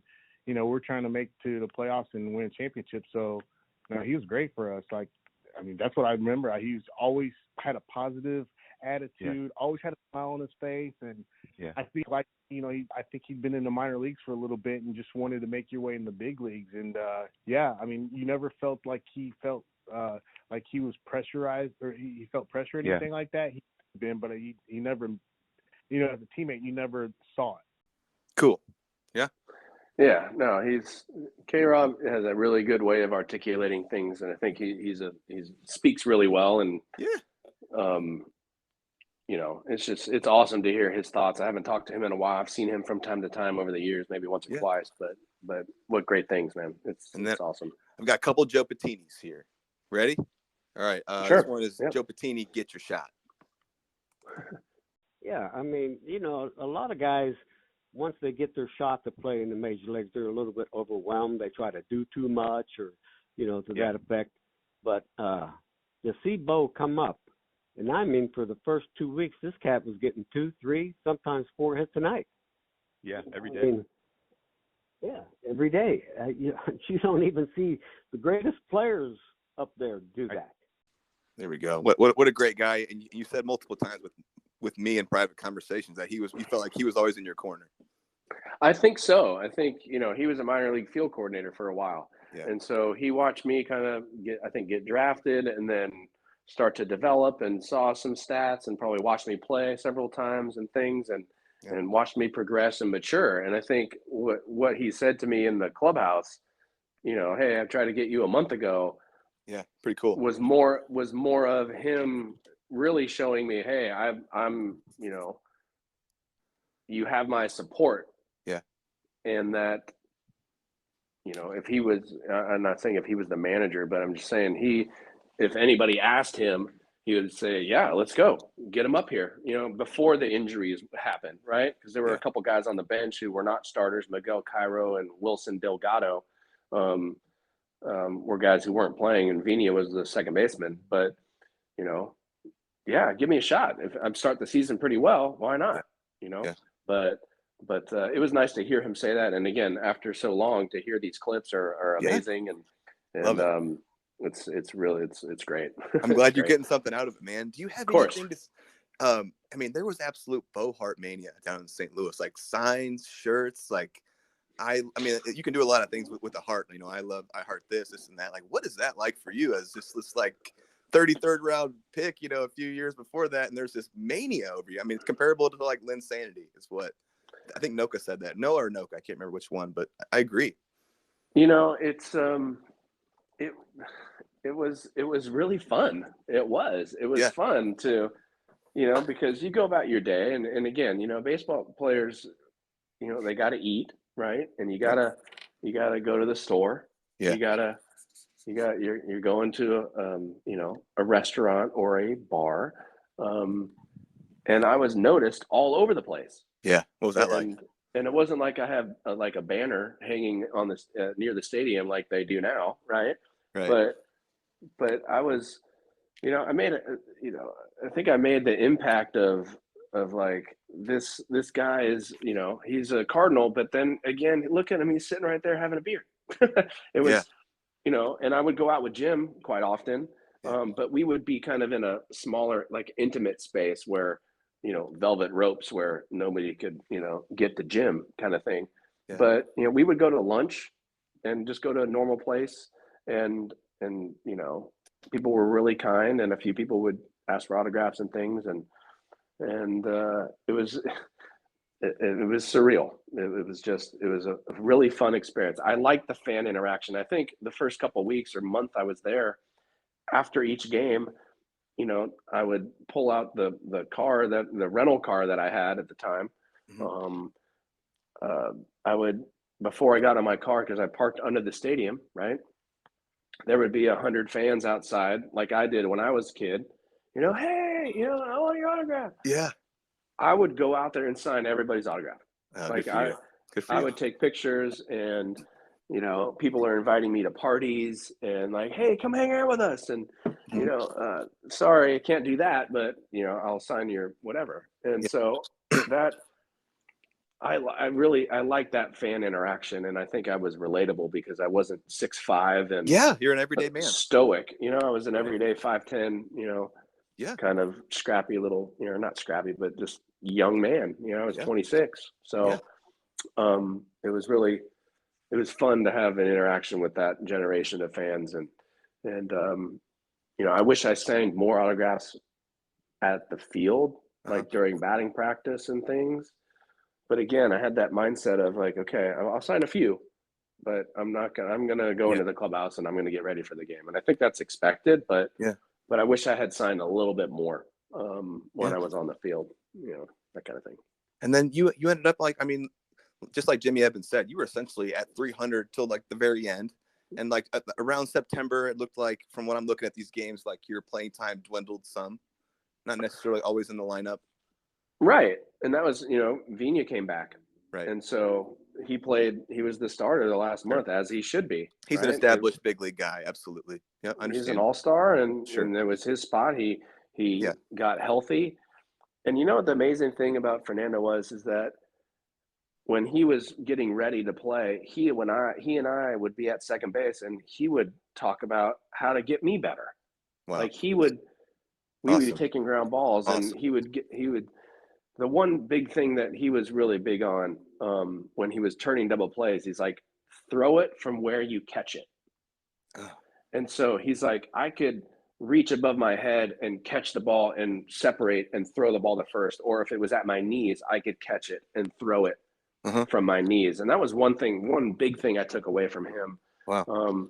But he was such a great guy that, you know, he's about to, you know, I've replaced him for the last 2 months, and I'm doing really well. He didn't hold that against me. He didn't say, yeah, that's awesome. Know, he was congratulatory. He was very kind, and again, trying to get me better. Yeah. But he was in the lineup, and again, in September, I played from time to time against maybe a lefty because he was left-handed. So maybe he and I platooned once a week, but then I would pinch hit. I played short every once in a while. I think I played third once or twice. So that playing every day, just, you know, you get out of your mojo, and being a bench player in the big leagues is like the hardest thing to do to have any type of success. Yeah. So offensively. So sure. But I'm right-handed, and let me ask you this, Blake. What's the percentage of the setup guys and the closers in the big leagues? Are they righty or lefty?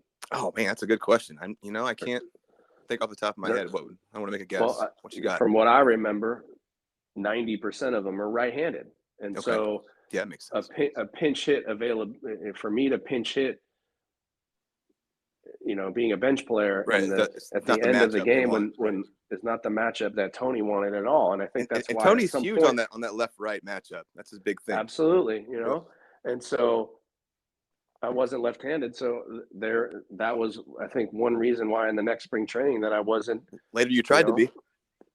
He asked me to be. That's crazy. Out of nowhere. Yeah, and so we'll get to that. That's a whole thing. We'll get to that. So, but you know, as the season was coming to an end, I was getting hits, and you know, in one particular place that I really liked playing, that I got to play, I should say, that was impactful for me was in San Francisco. So, you know, I didn't get to play in Oakland. Friends. Right. That would have been awesome. Man. In that stadium, and I didn't get to play at Candlestick Park where the Giants used to play. So this was like Pac Bell Stadium at the time. Yeah. And going to San Francisco is a 2-game series for some reason, but Santa Cruz, which is an hour and a half south of San Francisco, where I grew up, like the papers there would kind of give the updates of me. You know, my mom still lived there at the time, and you know, she occasionally would send me something in the mail, like or say, hey, I read about you had a good game in the paper, and I get some voicemail or something like that, or an email, but the paper all the pro players that were playing in any sport would get, you know, for that currently would get a little bit of could give the community a snapshot of what they did the day before.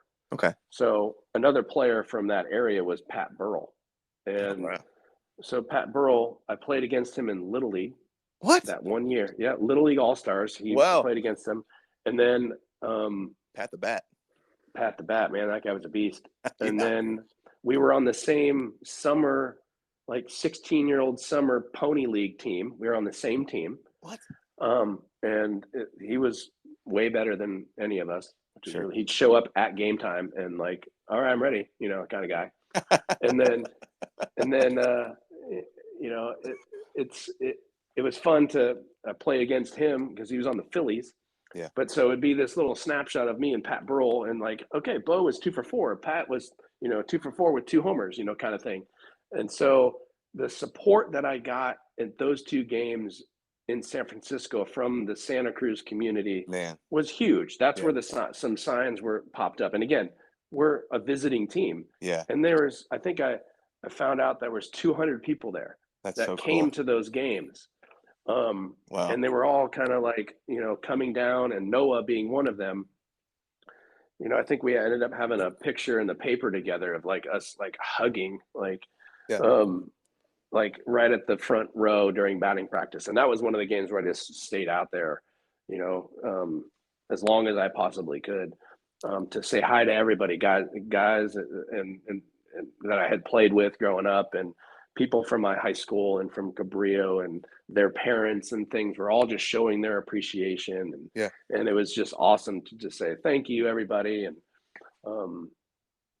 I think I ended up only getting one hit in that series. It was only 2 games, but I flew out. I remember I flew out really far to left field in the first game, like at the track. And I wish I had hit a homer there. Right. In front of and then I ended up making an error there, which really sucked because I only made like 4 and I made 1 there in front of everybody, but whatever, an error happens. But then the second game of the series, I hit a triple into the right center. Oh, that goofy corner thing they got that goofy corner. So I let off the game and I hit one way over there, and I literally stand up triple. Wow. And I got some texts after from some guys that I played with in high school. They're like, man, you just keep hitting triples, keep having a good time. So that was a great time. Yeah. I just remember that series. My brother was there because he lived in San Francisco, and again, my whole family. So I remember that. But as the season kind of progresses, again, I said I had played 36 games in a row. Yeah. And then I finally get a day off. And I think the day off, this is just a funny story. The day off comes from, we were in Montreal playing against the Expos, which aren't even around anymore. Right. We were in Montreal and I was leading off, and I get out.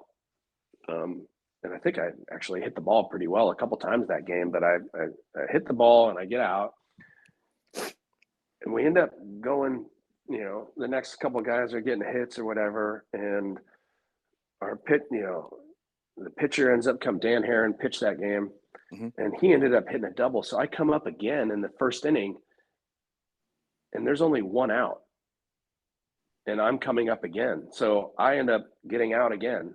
Yeah. I get out twice in the same inning. And like the next 3 guys get hits, and I'm like, oh my God, I think we scored like 8 runs in the first inning. And people were nudging me like, dude, you're going to get up again. They were kind of messing with me. And so luckily somebody got out. Thank goodness. But I ended up going like 1 for 5 or 6 in that game. Yeah, long day. And I finally ended up getting a hit. And I remember it was a double down the line. And I get to second. I was just like, it's like about time, kind of thing. And so then we flew to New York that night, and I get to the ballpark the next day, and I'm not in the lineup. And it was the first time. And Tony came over and he's like, hey, look, this has been a great run. I'm going to give you a day off. Yeah, and I was like, awesome. Thank you. And so it's, the game is pretty close during the game, it's maybe the 7th inning or whatever. He's like, Bo, you going to hit for the pitcher? I was like, where's my day off? Right. So I ended up getting up, and it's, I hit some dribbler up the middle. It hits off the pitcher's glove, and Joe Mac, we're playing against him. Little Mac. Little Mac, he picks it up and can't get it, and I get an infield single. Hey, there you go. And I was like, hey, great. So at least I got a hit. There you go. Yeah. So, and I know this because I have that video and I'm watching. So then the next at bat in the video, I look at the score. Instead of it being 2-1, now it's 8-1, and I come up again in the same inning after pinch hitting to lead off the inning, or maybe I was second up or whatever. And I kind of do the same thing where I dribble it and it doesn't get out of the infield, but yet I get another hit. Wow. 2 infield hits, same inning. So 2 outs in the first era in an inning the day before, and then 2 hits in an inning the day after, which was kind of fun. So that was just kind of if that's not thing. Baseball, I don't know what is, right? Well said. Well said, Blake. We got you there? Yeah. Hey, buddy. All right. We're back, and we're going to wrap up here. Bo's, his magic moment. Before I get, there's a few things that we have to get to here. I've got all kinds of quotes that I've saved for this moment.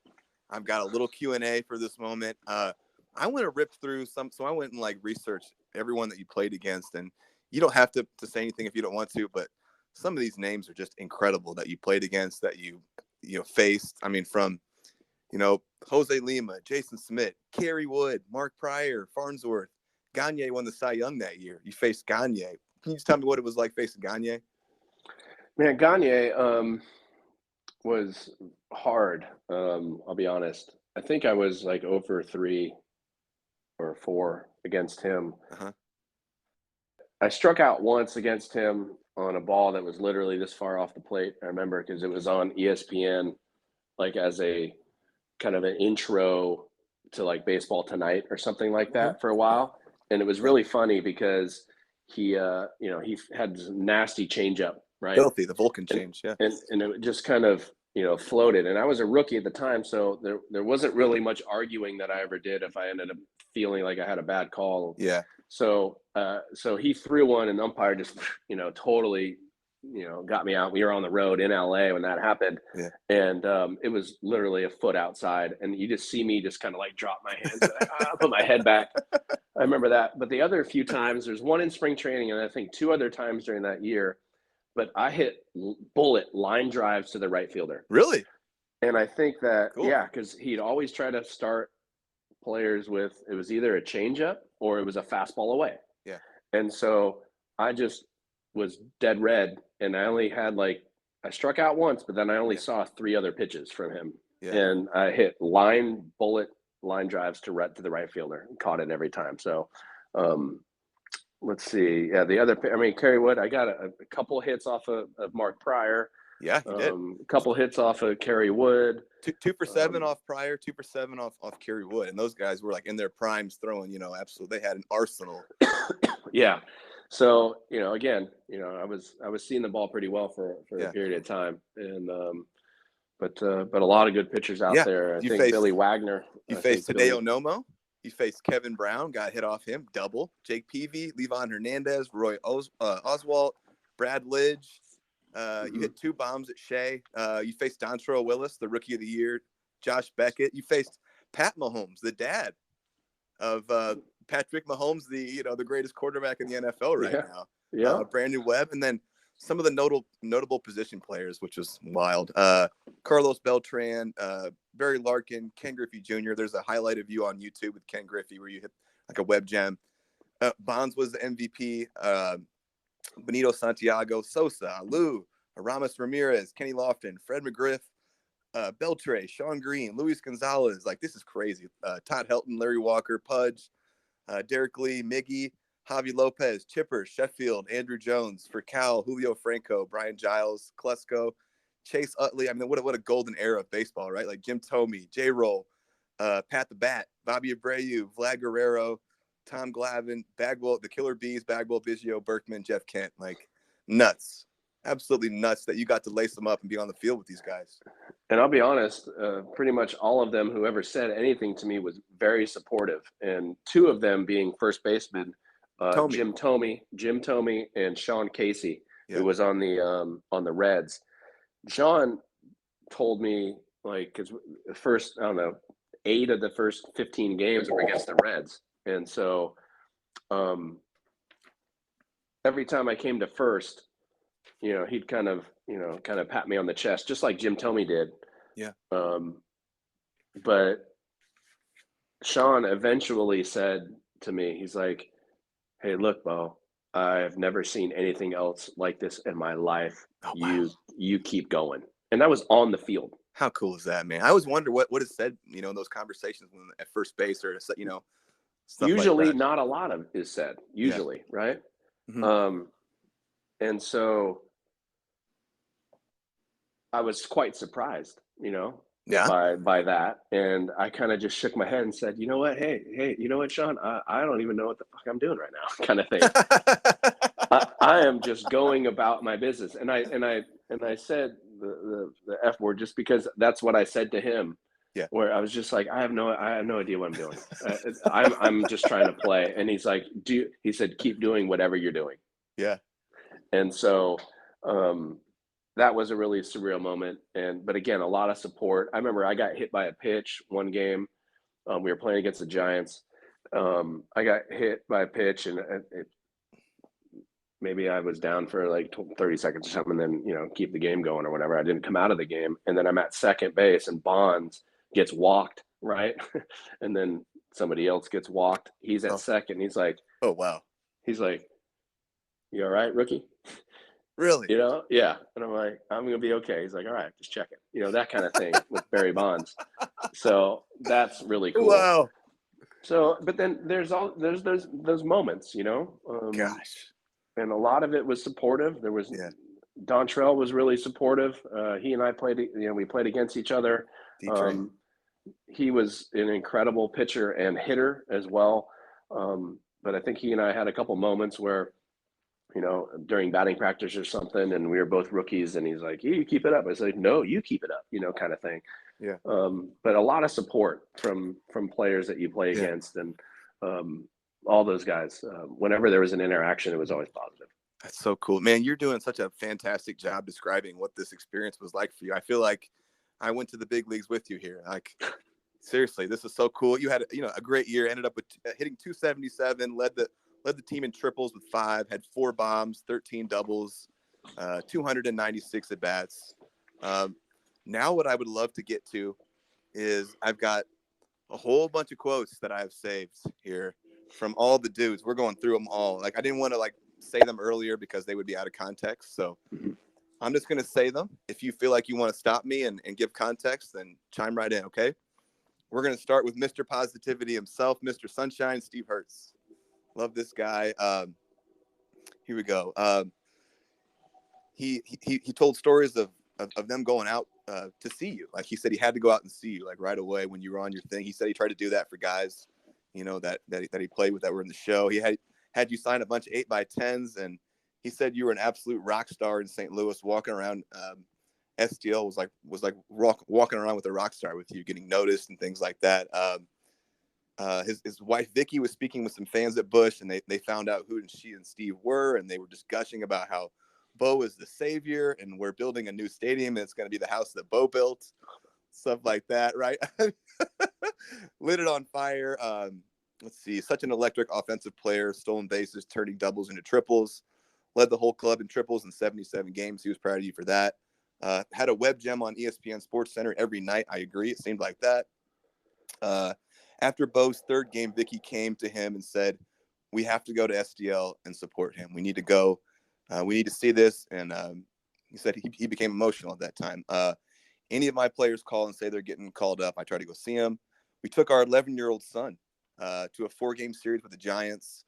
Bo had us in the dugout, had Steven in the clubhouse. What an experience. We got a real close glimpse of it. What he did for our son was just incredible. He'll never forget it. Thinking about this being an 11-year-old and doing that, like, how special is that? Can you imagine? So Steve, it was really great. And again, they were an integral part of me getting to where I was. And so when they came to visit, you know, I really wanted to make sure that it was special and not just go, hey, thanks for coming. And then, you know, you took so care we went out to dinner. We went to Jay Buck's when that was there. And Joe Buck was there that night. And so I got a reservation or whatever. I had my had them up there, and I think a couple other friends and whatnot, but I brought them over there, and then Joe ended up being there. And so I got to introduce my head coach to Joe Buck, and my coach was like, oh my God, this is, you know, this is royalty here. And so Joe was very, you know, accommodating and had a great conversation with them and said, hey, enjoy your dinner, that kind of thing. That was really cool. But, you know, to be able to kind of give that back, you know, to them, it was very easy for me to do that. And it was not, I'm not saying it wasn't out of my way, but it just felt so easy to kind of, hey, come have this experience. And I mean, I owe a lot to them and their family and Gonzaga and stuff. So it's awesome to hear. So the cool part was that there was the game was on ESPN that they came to watch. I'm just about to read this, but yeah, go ahead. And it's about David Justice and Gary Thorne. He got to go. Steve got to go into the booth and be on the broadcast with them for like an inning. And he said that he said he just had such a great time, and he was saying obviously the kind words, and he he mentioned that was one of his highlights is to be in the booth with David Justice and Gary Thorne, who was a big hockey guy at that time too. Yeah, right. But he just had an outstanding time in there for sure. Here's his quote on that. A producer for ESPN called to interview me in the dugout with Tony La Russa, then bring me up into the booth with Gary Thorne, which was really special. David Justice was up there as well. He said they put me on the telestrator or whatever that thing is, where they have you analyze where the swing is with the marker and all that stuff. Yeah. And he was laughing. He said he was laughing on the inside because he was a pitcher. He goes, I don't know much about hitting at all. He goes, I don't have anything to say. He could kind of BS his way through it. He goes, I'm sure all my coaches were laughing. Like, what the hell does this guy know about it? So he goes, I was up there for 2 innings. He said they were in love with you, like Justice, and he said it was hard to let it sink in. Like, it didn't seem real. He said I BS'd my way through the whole swing analysis. He goes, I know just enough to be dangerous. So that was really cool. He also said Jimmy Edmonds was awesome to him. Like, sat and talked with him and his family and his son, and was like just a really stand-up guy to him. So cool to hear some positive stuff about Jimmy Ballgame here. Moving on to Bye Bye Balboni. I just love saying his nickname, right? Bye Bye. What a great nickname. So great to see him doing well. He deserved it. Must have been such a great time for him to go up and do so well right off the bat. Was really excited for him. The baseball part is easy. You've done it all your life. It's dealing with all the big league stuff, the media, the distractions, the pressure. Okay. Now getting to Noah here. Said how just like awestruck he was and at your magic moment, and just the way it fell into place and all the things that happens. It was such a perfect Cinderella story. The people who met you, knew you, associated with you, instantly got that feeling of what an amazing person that you are. This couldn't have happened to a better person. He said you always sprinted to first as hard as you could, which is rare. The fans love that. Cardinal fans do love grit and hustle. I 100% agree with that. How do you not love that? He said he got to go on the West Coast stint with you, brought me and my sister, Ava, into the dugout, got picks, balls, meeting, the whole thing, invited me on the rest of the West Coast stint, got to go to games, hang out with players. Was an amazing experience for me. They treated me amazing as well because they had that affection for you. So, like, he was a kind of an extension of you. Got to drive him to the yard every day. He loved that experience. That was really cool. And I think we talked about that. Like, he wasn't sure if he felt weird driving up to the actual field, and you were like, dude, I'm on the team. Like, it's okay.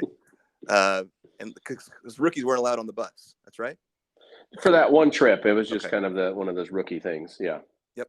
So people still wear his jersey. How many guys can say that with the few amount of games that he's played? What a testament to the impact that he had on that on that fan base. Now going on to your brother, Matt Hills. Seems like he was always on SportsCenter, Web Gems. Saw him at Busch. Really fun to experience that. Got to meet Roland and Edmonds. They took him under their wings. Encouraged him to be great, and he really stepped up into that moment. Like he said, 200 friends at that San Francisco game came to see him. It was absolutely nuts. Going to see the clubhouse, meet the guys was amazing. Compared your moment to Linsanity, Jeremy Lin. I totally agree with that. I think it's comparable. Bo was feeding off the energy STL gave him. Mark Dejohn, greatest manager in the world. On Bo's special moment, we were all in awe. How the hell? Just amazing. He should have been more. He should have had more time in the big leagues. He had more in him. So I hope you take that to heart, or that's something nice to hear. Should have been really proud of what he did. He had more talent than I ever had, more things going. I admired him in a lot of ways. Just to do what he did was unbelievable, and he should be proud of that. Kerry Robinson. I remember he came up and started in Milwaukee. Didn't play as much in big league spring training. Right off the bat, contributed. I was honestly a little jealous of him because he went right into the lineup, and I had been waiting years to get my chance. Bo was energetic, gave us a boost. You could feel the team getting momentum from Bo. Always felt like he was going to do something special, so energetic. Day one, he was a part of the club. That was a great clubhouse. We were, there with everyone else. Everyone was always welcome. Edmonds and Roland were very welcoming, would give up at bats to young guys. They were great. Is that a thing? I wanted to touch on that. Like, would they go to like Tony and be like, hey, I'm good for the day. Let this guy get a swing. I didn't hear that. I wasn't unaware of that at that time. Okay. But I did hear that just happened recently, I think, in a game that I was watching, I believe, this season. I can't remember, but it was, I think it is a thing, or it was a thing. I don't know when it started, but it's pretty awesome to hear after the fact that it's like, hey, I'm good. Yeah. Usually the manager is making those decisions, but if the game is not in question, maybe that's happening more often than it has in the past. Sure. Watching him on a daily basis, dang, is he a superstar? Who is this guy? This is crazy. Here's another guy, coming up and doing unbelievable stuff. He goes, I saw Albert doing the same thing, but for years, essentially. But, Albert is, one of the greatest players of all time. One of the greatest right-handed hitters. Can't debate that. Joe Pettine. I swear I've never seen anything like that in my life. Of all the great players we had, I had never seen anyone come up in the first month and do what he did. It was amazing. I mean, he looked like Joe DiMaggio for a moment, but all of a sudden, when you're up in the big leagues and having big league success, it's tough to stay even keeled. He did a great job of that. Bo was a good kid. Everyone knew that. We saw him a little bit in big league camp and spring training. Everyone really respected him. He was a hardcore player. As a manager, you loved him because he played the right way, hustled all the time, confident, but no one expected to see that, what he did. All of our players were amazed. We were having somewhat of a down year, having some injuries. So when Bo came up and did his thing, it was just amazing. The fans got behind him. The city got behind him. It was just something to root for and get excited about. One of those kids that impresses you with hustle, good defender, was focused on the game, the type of player a manager just loves. Was magical to watch. Didn't matter who he was facing. He was getting his hits. Whole club was in disbelief. Golly, this is unbelievable. I was very fortunate to spend 10 years in St. Louis. 3 World Series, 1, 2. We had a lot of superstar players. Edmonds, Roland, Molina, Pujols, Renteria, those kind of guys. Not only were they great players, but they were great teammates, and they all played well together. Their goal was to win. All right, Danny Sheaffer called you a joy to manage, no baggage whatsoever. Very excited and emotional when he got called up. His hustle stood out. He played hard, the right way, respectful. You knew that you were getting with Bo every day. I mean, no one could have predicted what he did. I could have seen his career lasting longer, maybe having more staying power if he had a little more seasoning in the minors. That was interesting. There was no messing around when I told him when you got called up. The Cardinals were in the hunt. And he needed to get going quick. We were all watching what he did. The minors are a means to an end. So we're always paying attention to the big leagues. When someone is sent up, we're proud. It's an extension of what we're doing in our player development. And we're very proud of how we presented him, around how he presented himself and handled his business. That's a cool one to hear. The thing about Bo is this. Bo has some holes, but it took them some time to figure it out. He could hit a fastball, great 2-strike approach, strong fielder. And I wanted to touch on that at some point because you were probably getting challenged by fastballs a lot when you came up, right? It reminded me of that quote in Major League, Pedro Serrano, and he's like sitting there at the locker and he's like, what does he say, fastball or straight ball I hit very much, curveball, bats are afraid. Yeah, and it's Major League hitting is a series of adjustments. Yeah, and you adjust, they adjust. You adjust, they adjust. Right. You're exactly right. And the guys that can do that pitch by pitch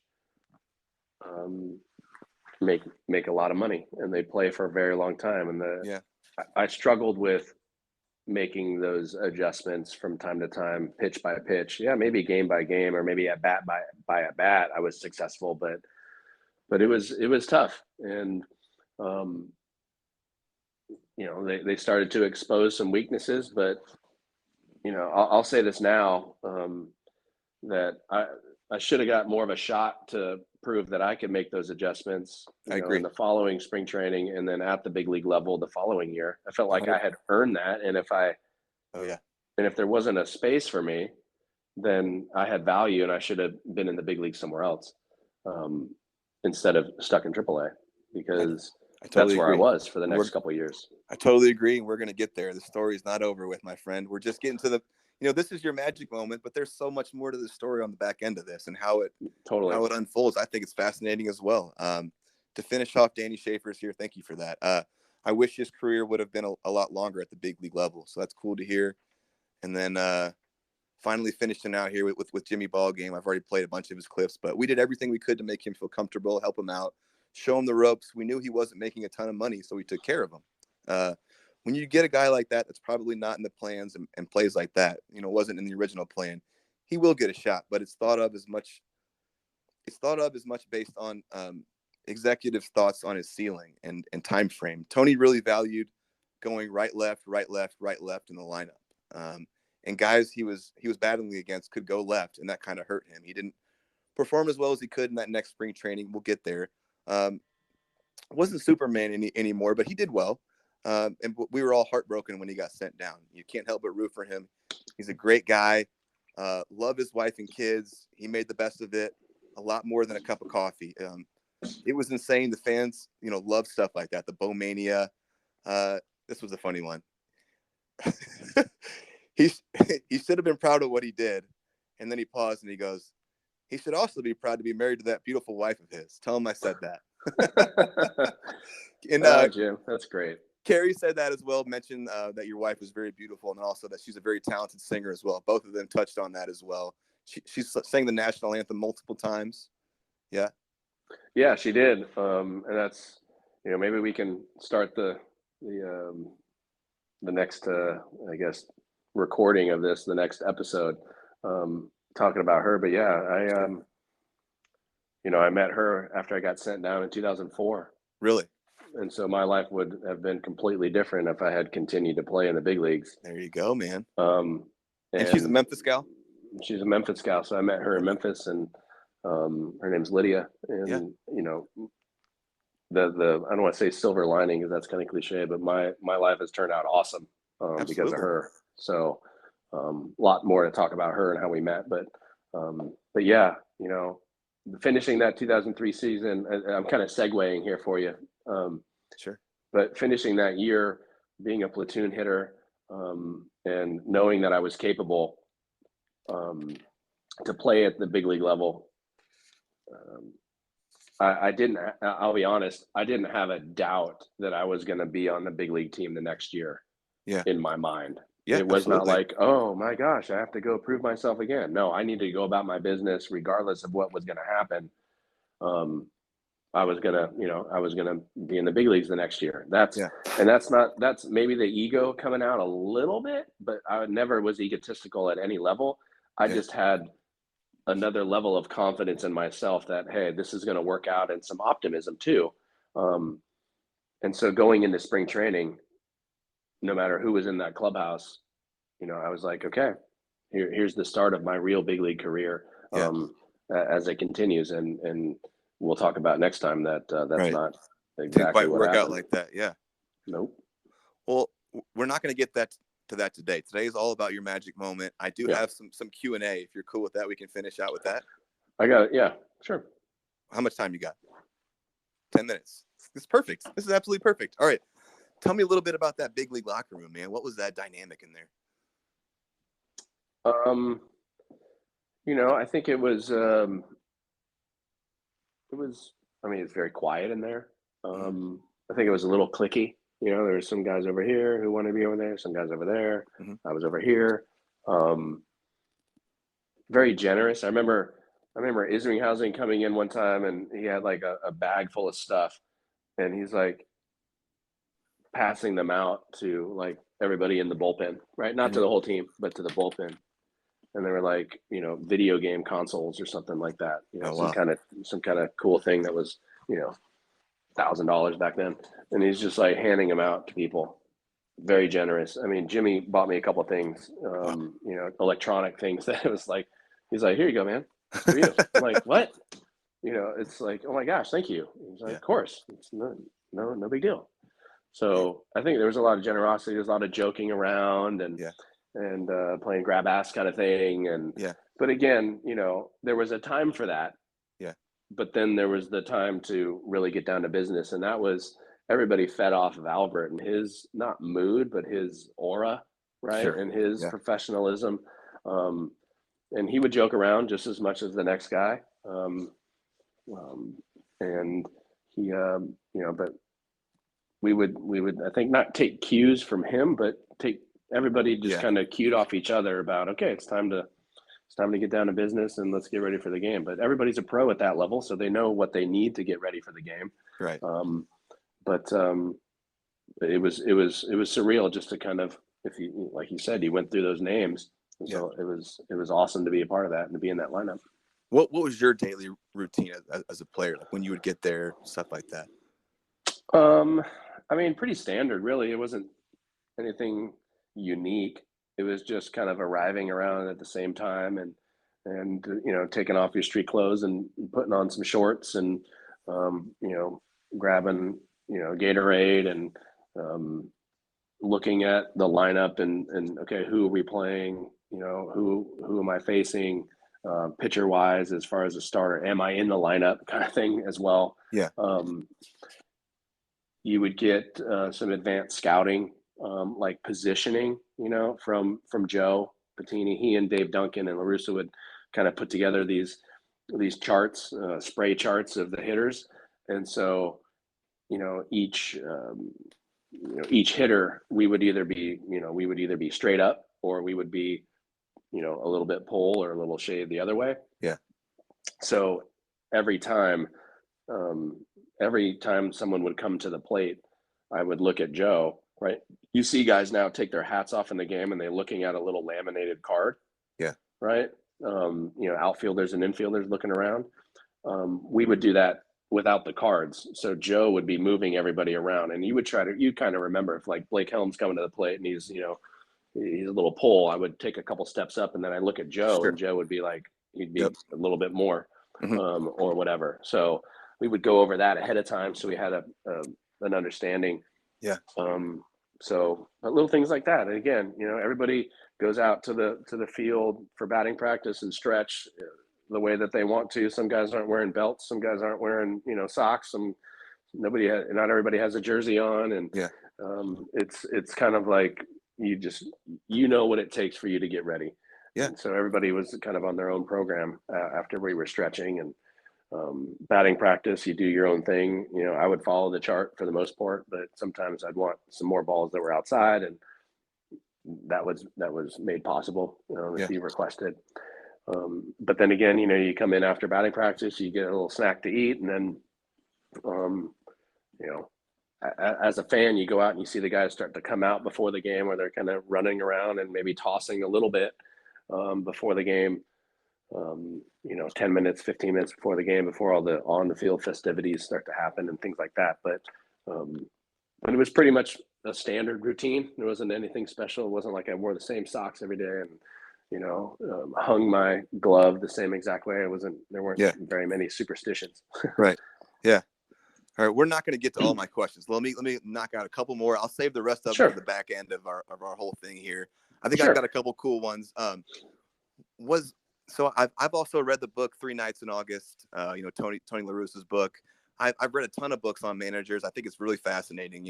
From Joe Madden to Joe Torre, all these different guys, just how they do things and operate. Was Tony an open door manager? What was that dynamic? Did he lean on his assistants to delegate things, or what was that like? Do you feel like you could have just walked in Tony's office and talked to him? Absolutely. He always had an open door policy. But he did rely on his coaches. He prepared his coaches. His coaches knew what he wanted out of each player and if there was something that needed to be discussed, it would come through Okendo or Dave Duncan or Joe or whoever or Mitch, or Mitch Page, as far as the coaches that were there when I was there. So, he was not intimidating, in the sense of, oh my gosh, I used to watch the A's. He was just intimidating because he was the boss. Right. Yeah. And so I felt like there wasn't much I needed to discuss with him. Right. If he had something he needed, where it felt like he needed to say, he would come directly to you. And there wasn't a lot of that.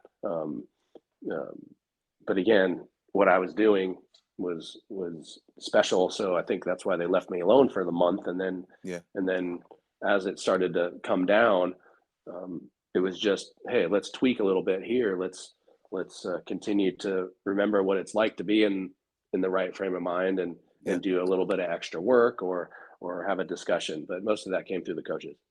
What did you keep from your big league time? All that stuff, nameplate, bat, glove, jersey, anything. Helmet. I have everything. I don't have a helmet. Obviously I have all the special bats and baseballs that I had. I have every home run and, or not every home run. I have every hit, like first hit, first triple, or first RBI. You know, I think the grand slam ball was a ball that was just signified with that, but it ended up in my locker.